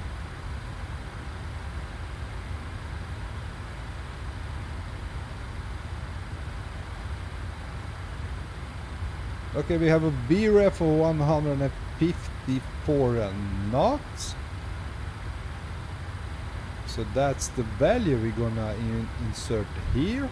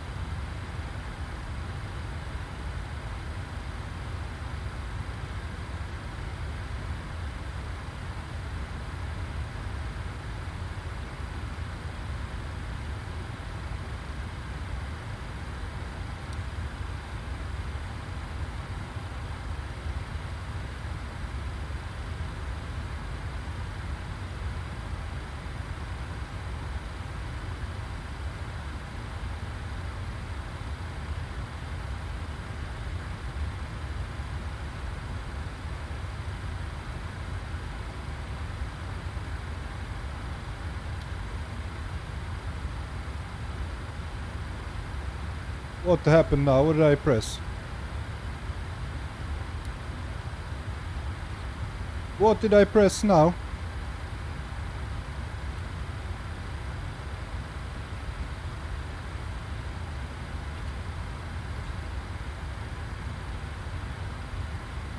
What happened? What happened now? What did I press?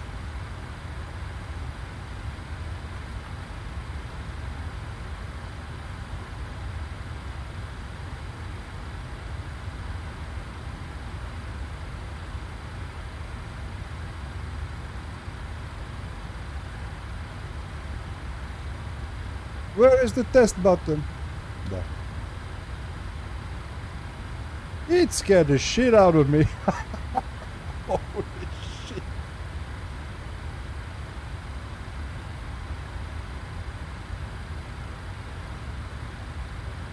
Okay, everything looks fine.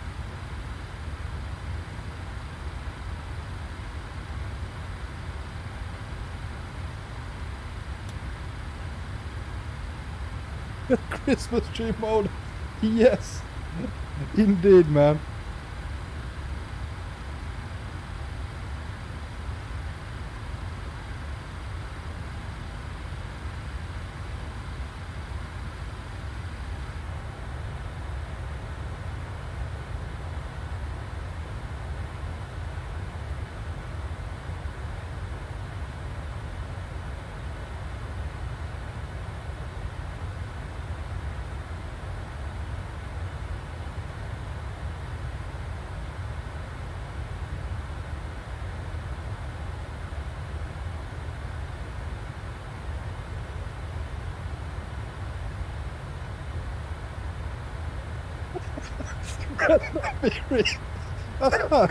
You're so spot on, man. What did I press? If I had $1 for every time I asked that in the sim, I could retire already. Yeah, I got you there. Especially when you're flying aircrafts you're not familiar with. Yeah, oh, way too funny, man, but it's completely true.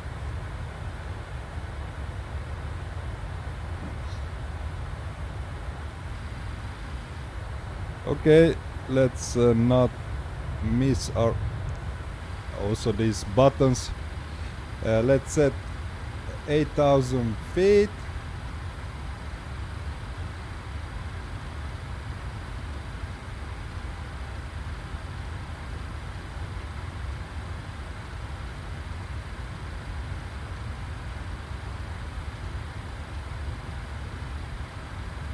Okay.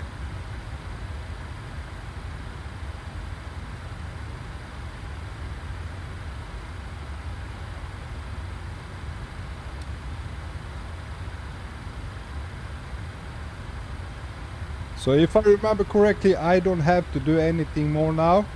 It's set to 8,000 feet, so as soon we hit the top of descent, the aircraft will go idle with the engines and start descending.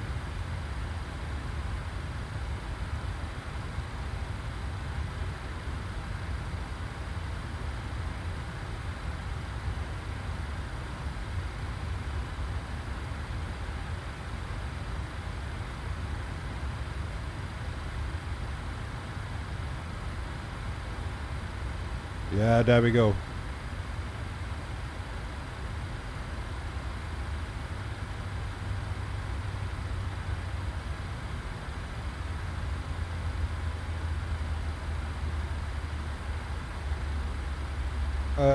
No, I didn't have to click. It's descending.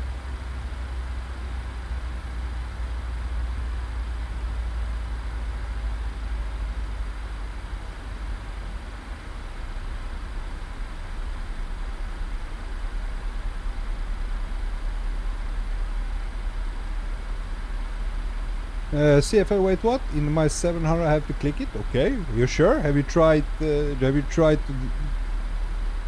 descend without it? Without clicking it?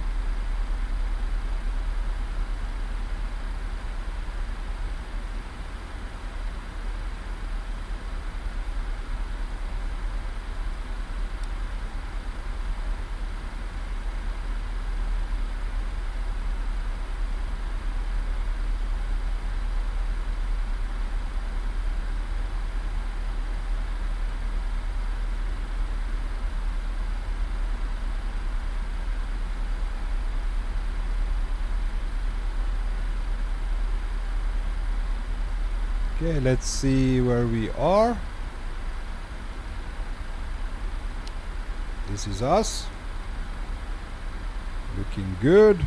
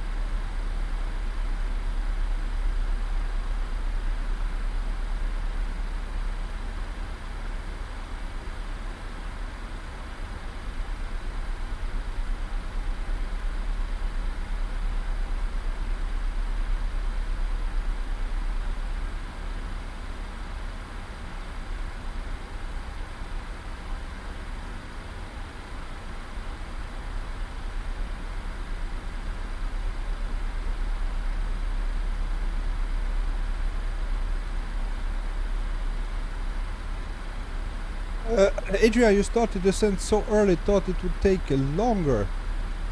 I did. Well, I'm following the flight plan on top of descent, so yeah, I don't know. As I said, I'm not familiar with this aircraft and what it's doing. I'm just following it right now. Hope it works. Paul Major, what's the weather like in Sweden, Bronco? Well, we have minus 3 degrees. We had snow like on Friday, Thursday, Friday. We had lots of snow here in South Sweden, and it's still here. It hasn't been snowing anything since, but we have a little bit of snow outside, frost, cold, but it's beautiful when it's snow laying on the ground and it's all white around us. So hopefully we get some more until Christmas.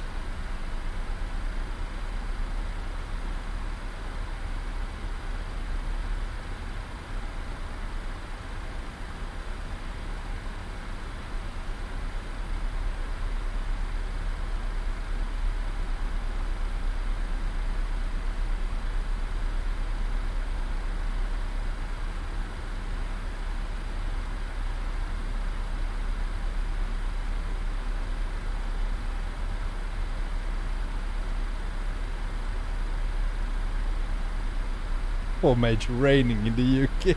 Okay. Do you ever get snow where you live, man? 5 degrees.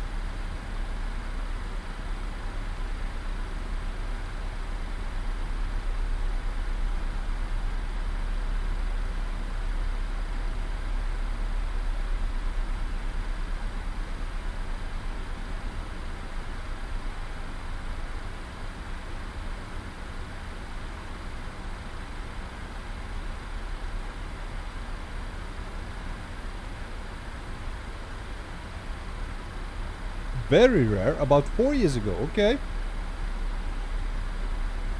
Do you enjoy having snow?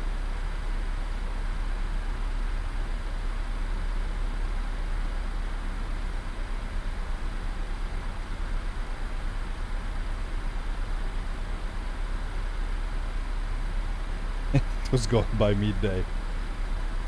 Well, you're living very close to the coast as well as me. It's very rare we have snow here so close to the sea.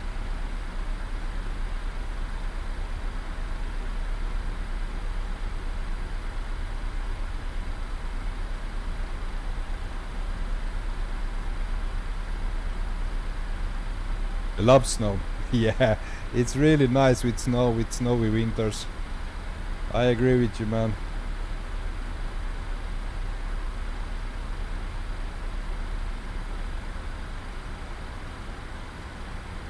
Okay, let me see it.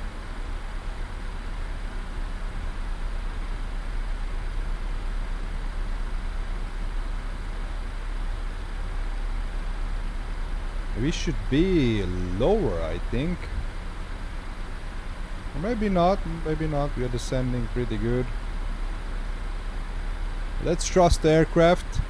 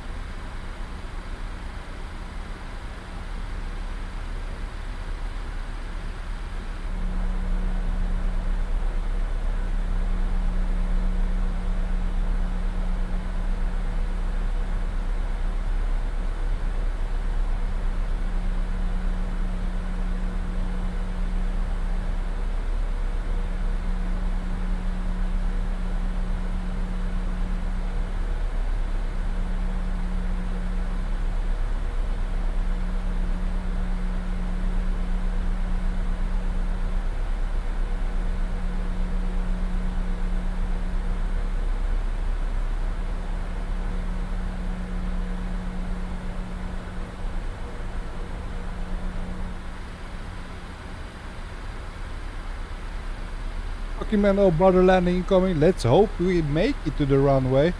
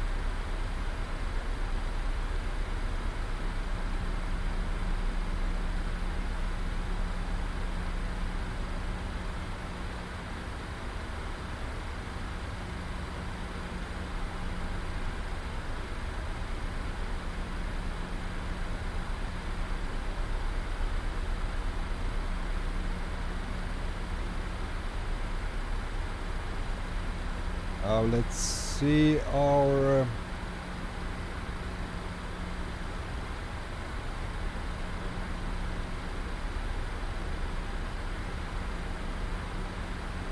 so transition altitude is at 8,000 feet.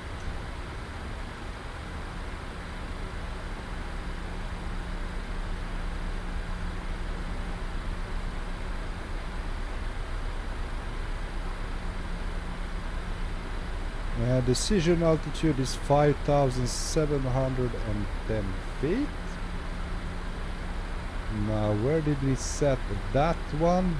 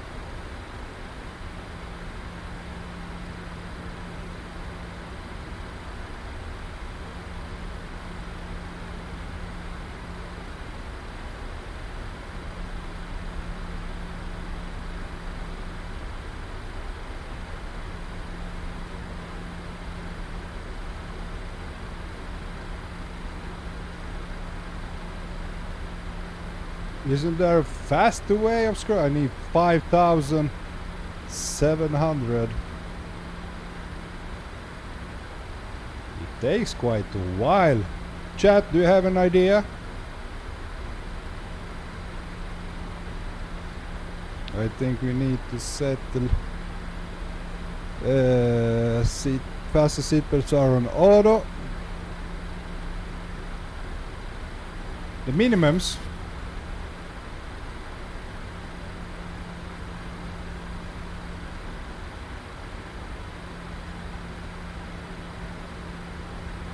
Minimum callouts.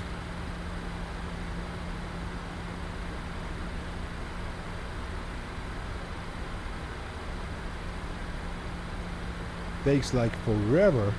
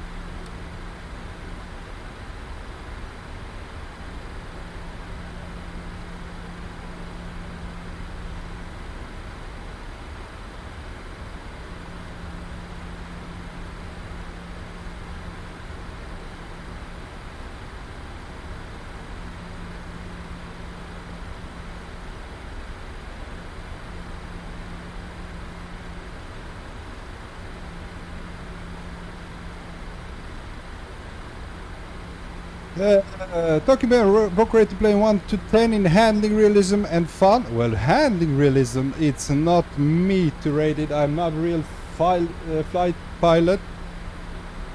So I couldn't say what realistic or not. But I can rate the feeling. Let's quit the map.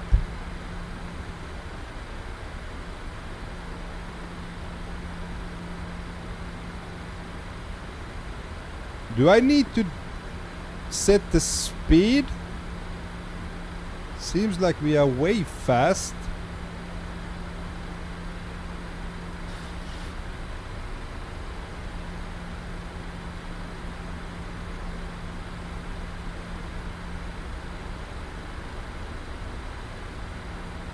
Don't touch it. Okay, it will decelerate by itself.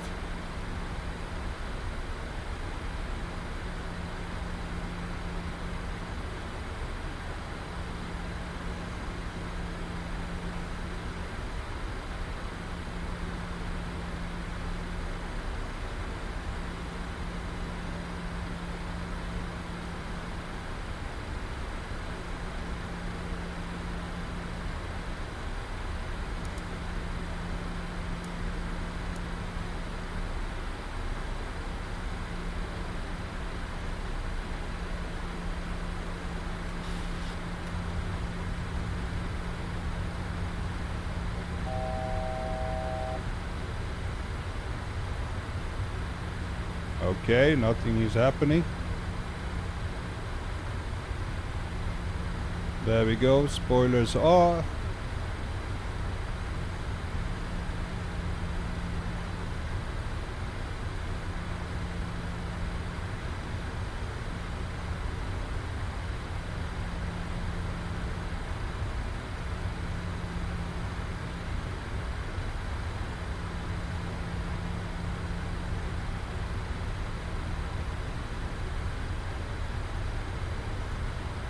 Yeah, let's press the approach button.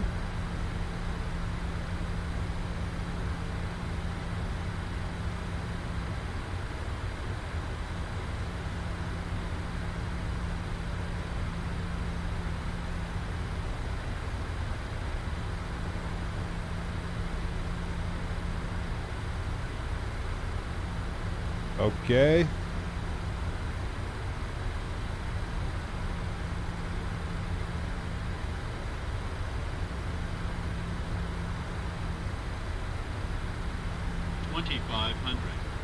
No, this is too fast, man.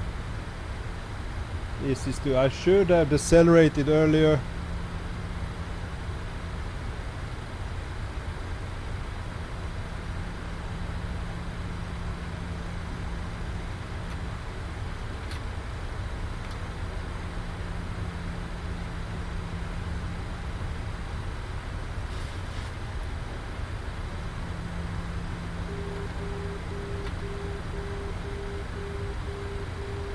We are way too fast. We are way too fast.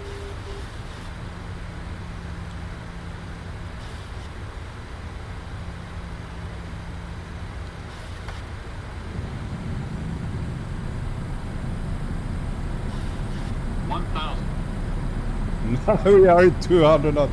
Okay. This was bad. I'm using the spoilers, man. It doesn't decelerate by itself. Too low terrain. Too low. Yeah, terrain. man. I knew that. Too low terrain. Too low terrain. Too low terrain. Too low terrain. Too low terrain. Too low Gear up. terrain. Too low gear. Too low gear. Too low gear.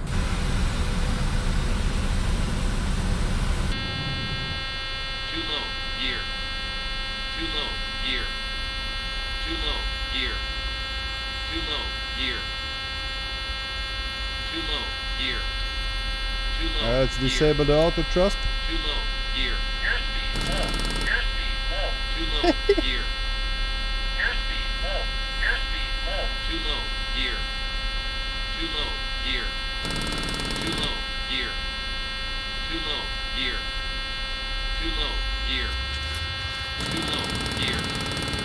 No, Gear. got the speed. Too low. Gear. Too low. Gear. Too low. Gear. Too low. Gear.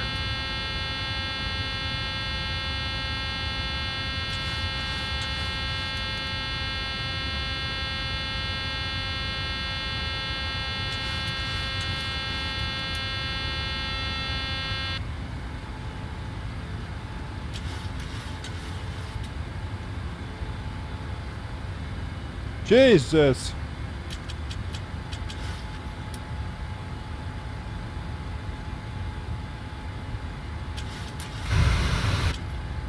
Yeah, almost vertical. Let's pull it down. Let's go to L now. Airspeed low. Airspeed low. Oh, bro. Low. Airspeed low.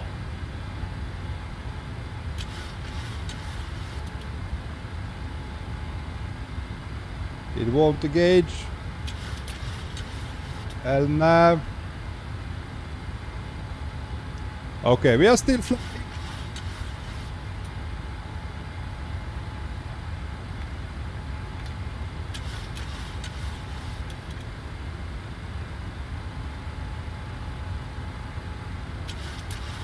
We will sort this out, guys.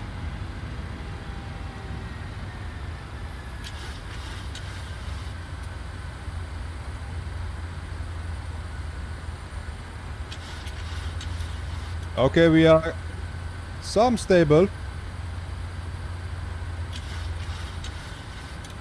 Okay, let's go to commander. Disengage approach. And the heading mode.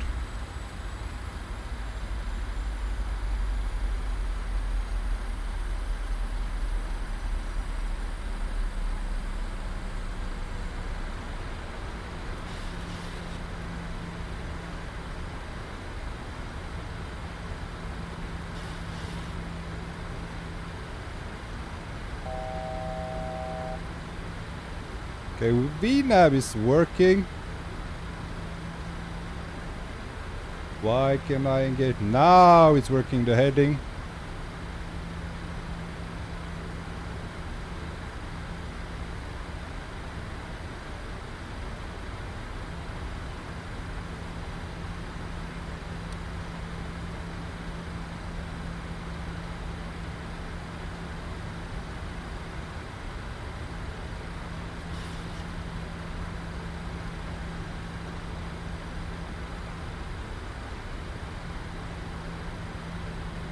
Okay, okay. We saved it. We saved it.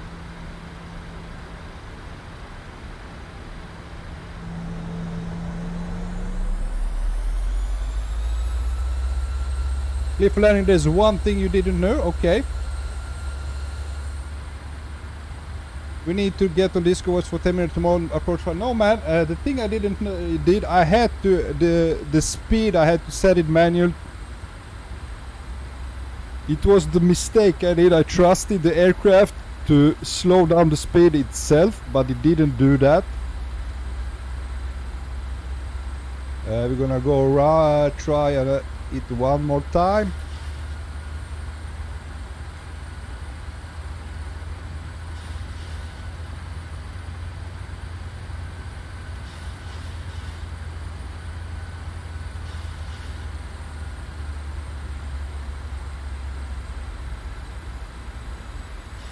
Yeah, but I always, before you click approach, and why? Well, I clicked approach because I was already close to the waypoint where I would have to start the ILS descent, but the speed was way too high, so there was no way for me to decelerate.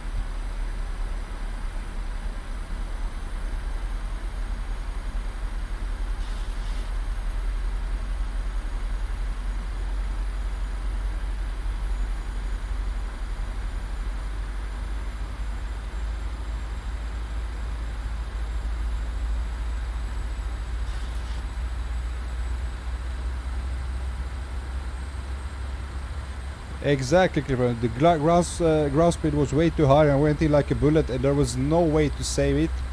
from that point I was only 11 miles out from the airport. But hey, we are learning to fly it. Almost crashed. Renegade, for whatever it's worth, in PMDG I always change costing is to 15 or lower, at least 40 miles before top of descent, to slow the plane down before descending. It seems more manageable that way. Okay, great input, thank you very much. I need all the tips I can get.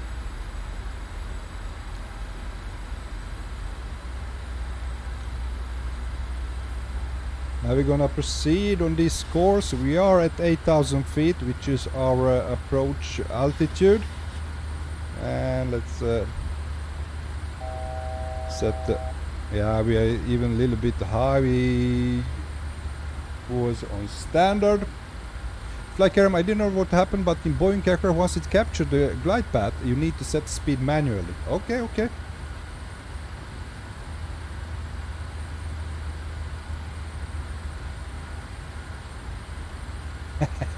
Like, can you get that, Bronco? We gonna land this thing, guys. Let's set this one to 130.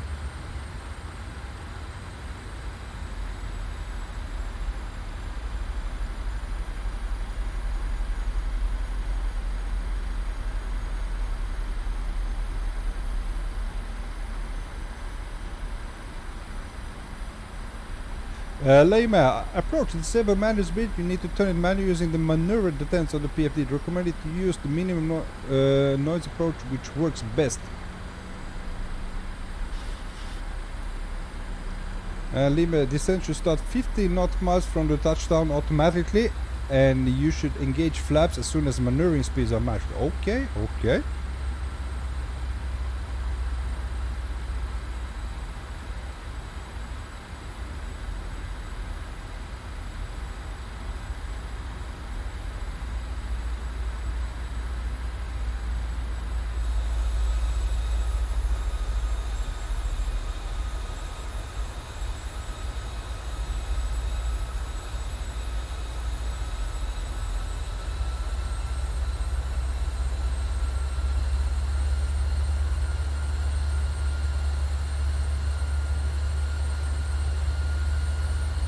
Lima, it's a technique I learned from 737 NG driver, and it's used in real world ops. Okay.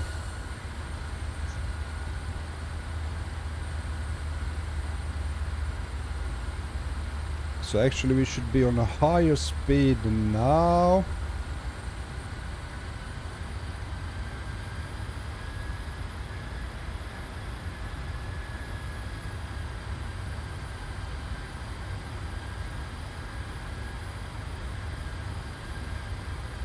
Maybe any flaps too.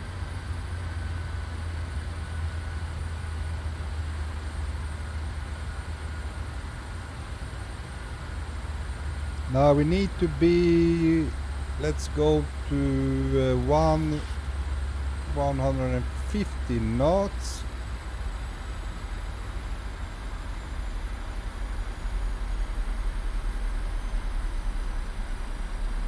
And let's set flaps 15.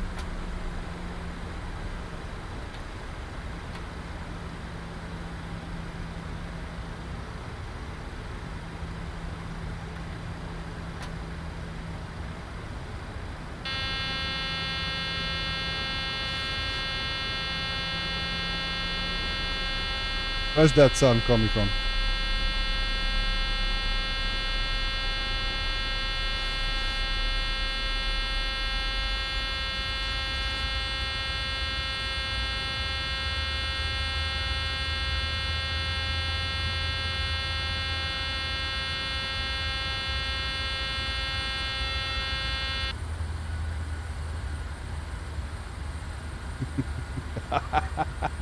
Okay, let's turn right.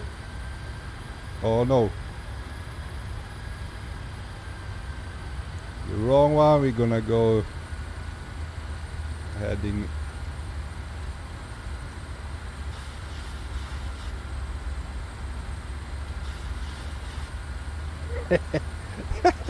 Bomb I think I'm going to die tonight. No one is dying tonight, mate.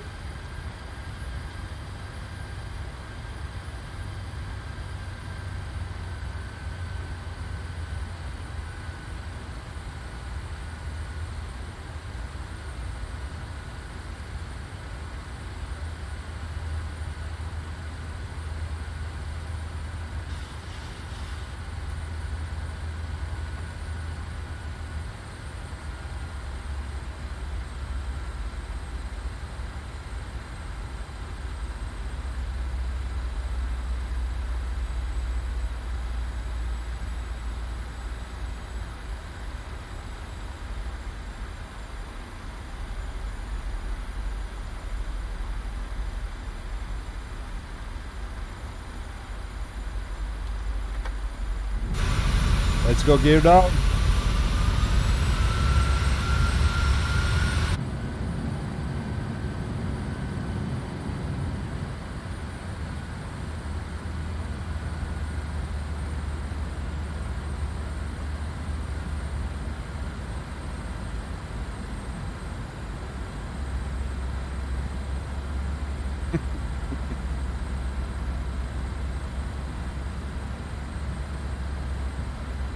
We have still 3 tons of fuel, so the fuel is enough.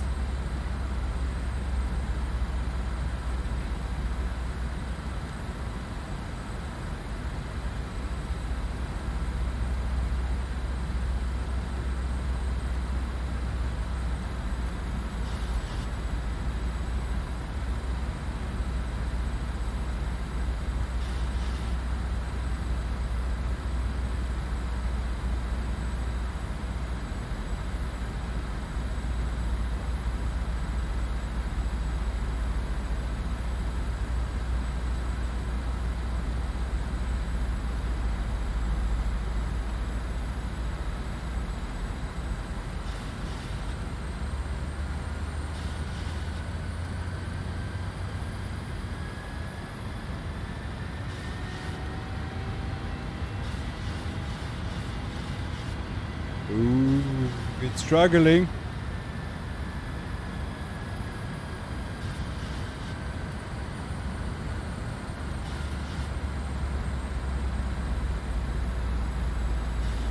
Believe me, you're flying the missed approach, Bronco? Yeah, kind of.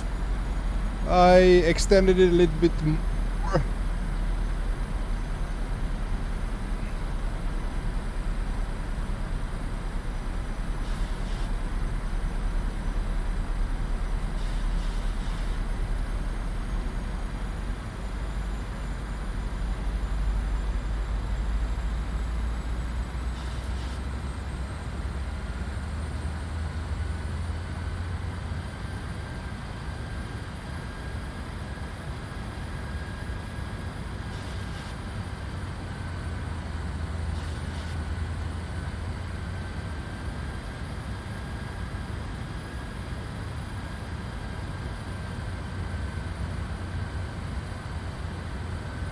Here we go, guys.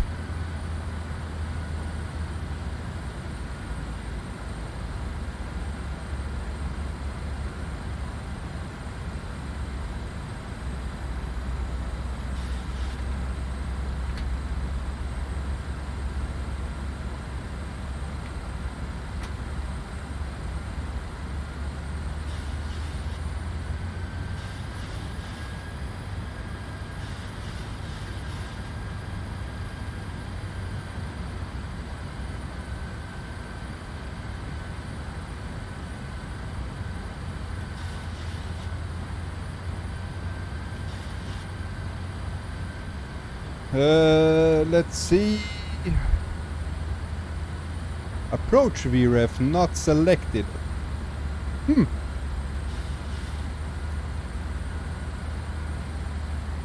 Interesting.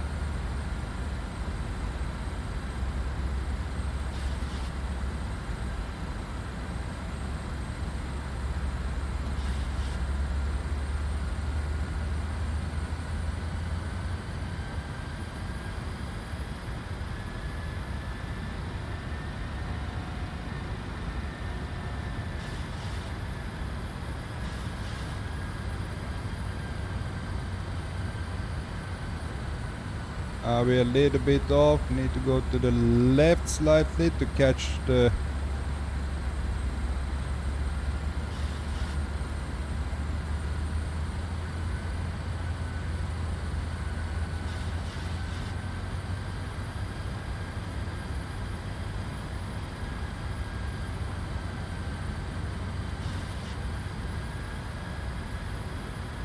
do I press that one?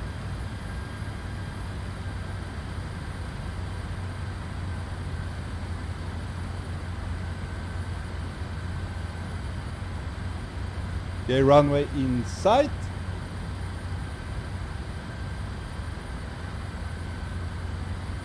But I will set the speed manually, man. The final speed is 138 knots.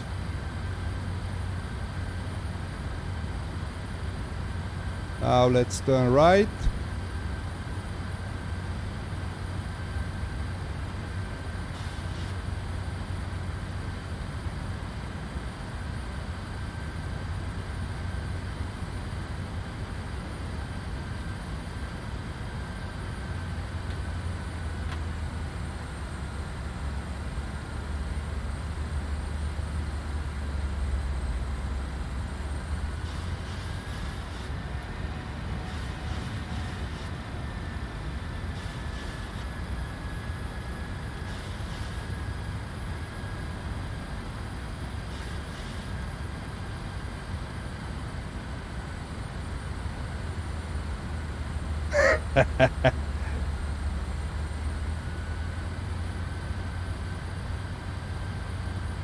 There we go.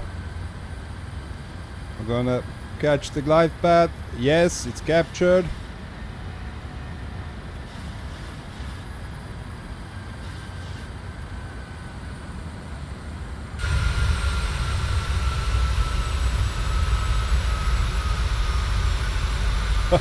Is it wind or?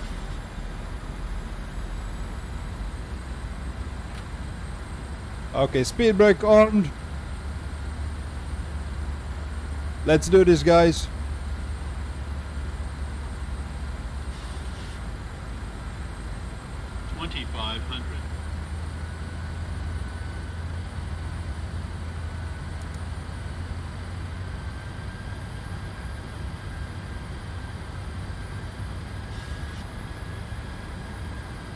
Oh, brakes on. Let's go up at 2.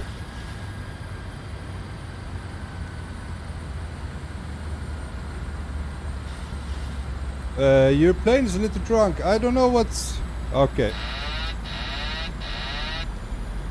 I'm going manual from here.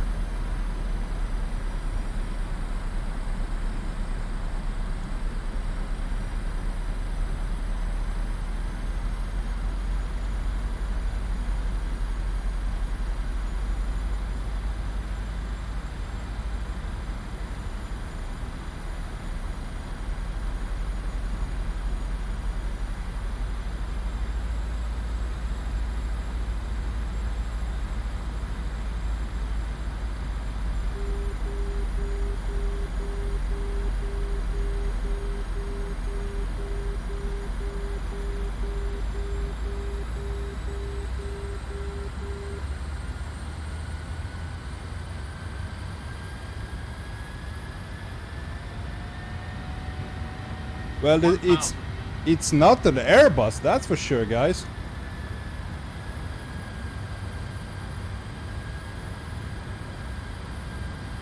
It's showing me around, okay.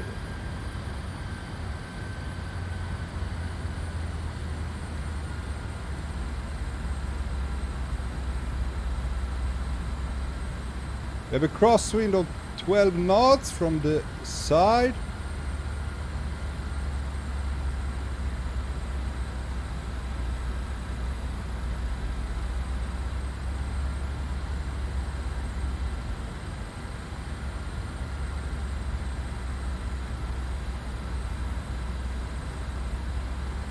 We are a little bit high.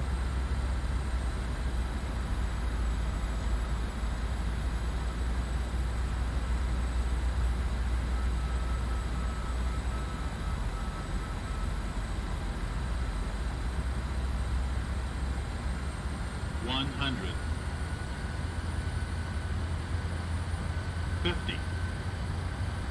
$30, $20, $10.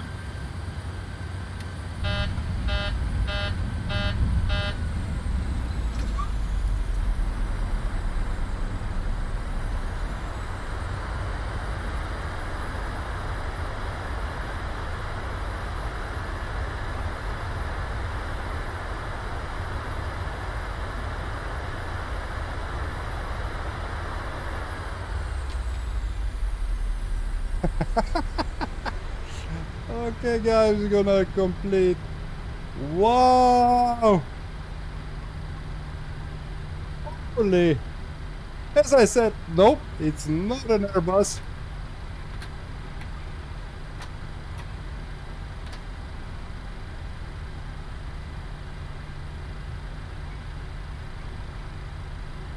Was that down? Well, that was exciting at least, guys.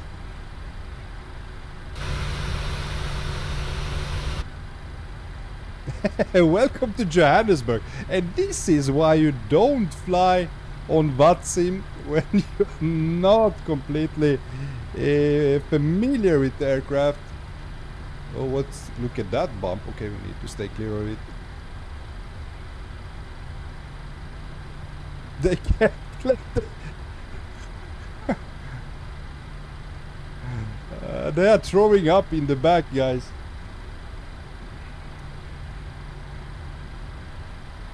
Holy, that was something, guys. I'm not even on the center line here.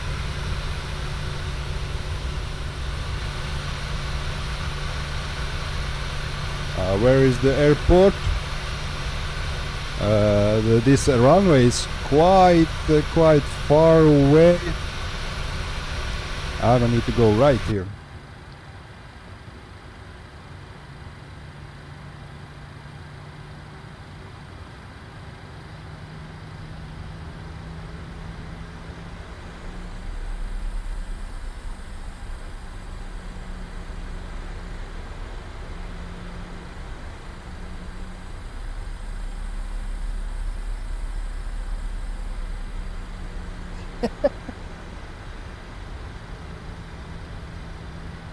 Okay, well now I have learned quite a few things how to approach correctly.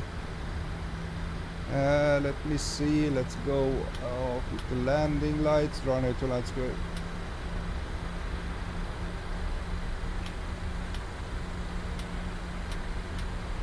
And where are the taxi lights? It's on already.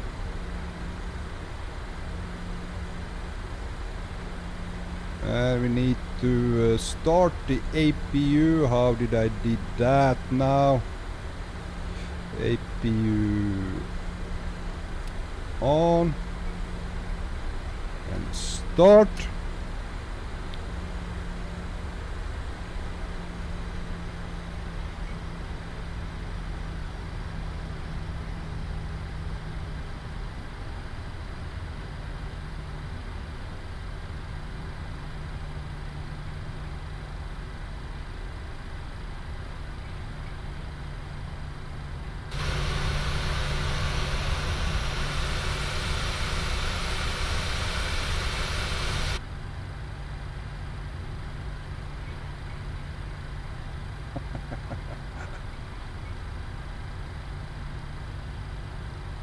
I mean, the behaving aircraft when I was before I get manual, it was because it didn't because I did a missed approach.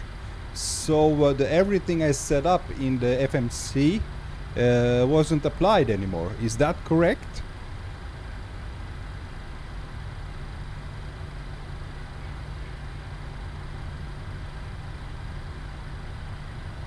Can we go APU bleed? Why the most caution?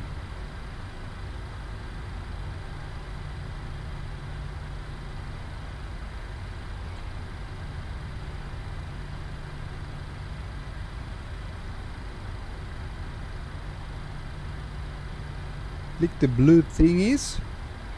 Which blue thingies?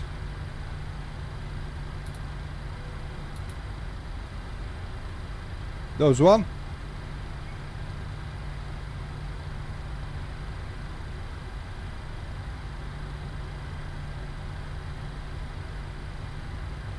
Okay, okay. Okay, there's the airport.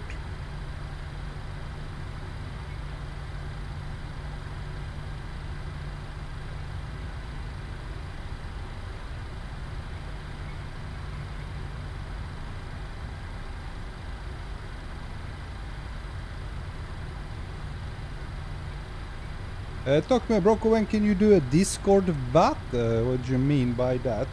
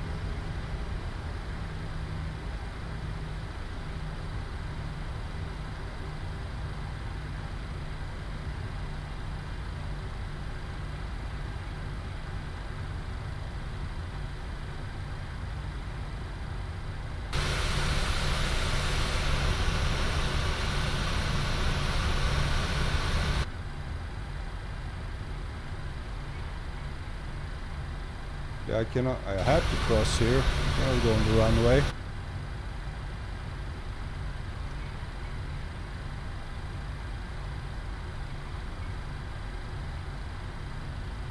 Talking about where Bronco, are you gonna do VATSIM tutorial on stream or Discord? Don't know yet, man. Don't know. I have to do a plan about that, but we will see. Maybe soon enough. Poor Major, we love you, Bronco. At least it's not boring. I mean. Someday, man, someday we're gonna own this aircraft.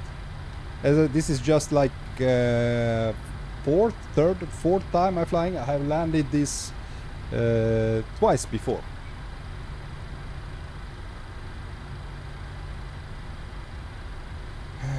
Okay, let's find our gate. Which gate were we talking about? It was Alpha 11. Let's go over there. And next page, let's go to gate Alpha 11. No, follow me.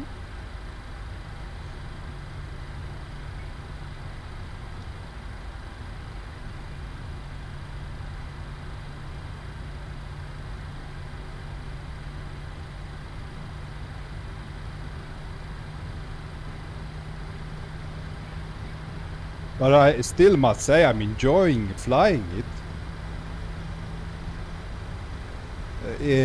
When you approach, I mean landings, the final approach, it feels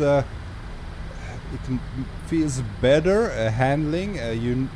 Your inputs, what you are doing, the aircraft responds well to it.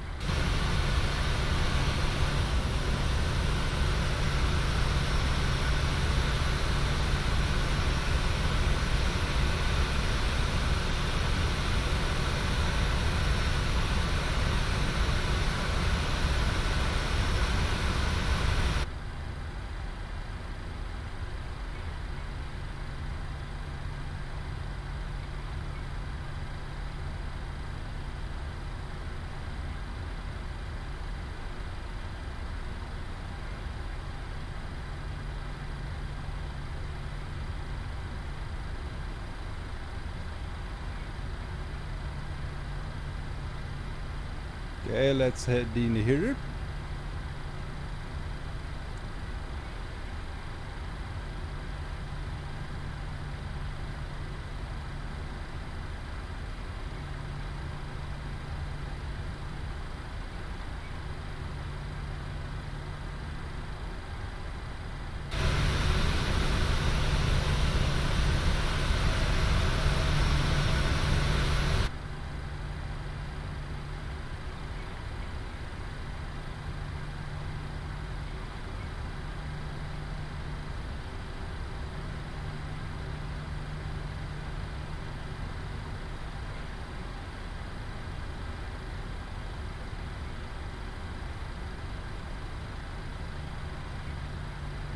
And Alpha 11 is on our right here.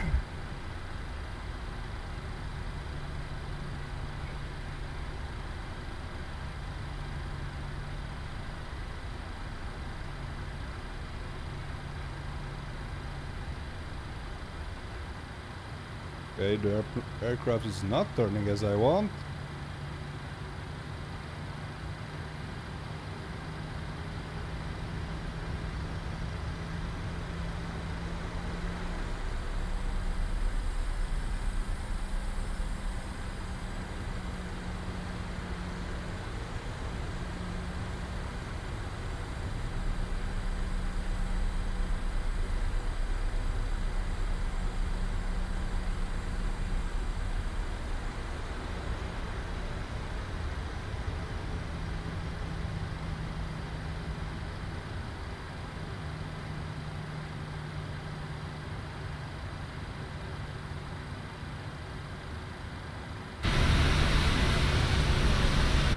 Okay, parking brake on. Okay, let me breathe out, guys. That was eventful, to say at least. Parking brake is on. And what now? Is it going? Are we going to ground power? Maybe. You can turn off. Let's see. All the lights off. GPU on. Is it on right now? GPU ground power?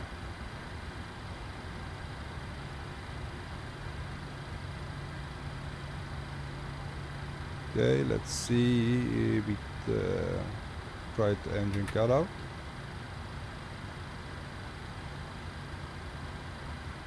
Engine number 2.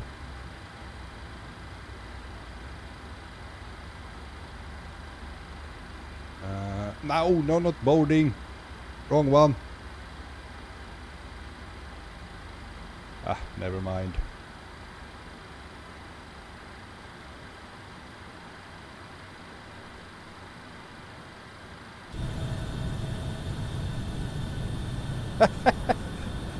How about that one, guys? Okay. To be honest, I love flying Boeing. Really bad at landings or approach. Thank you for your great tips, guys. I didn't know that. Now, if you, Cliff Landing, didn't say to me to hold on, I would turn down my speed before.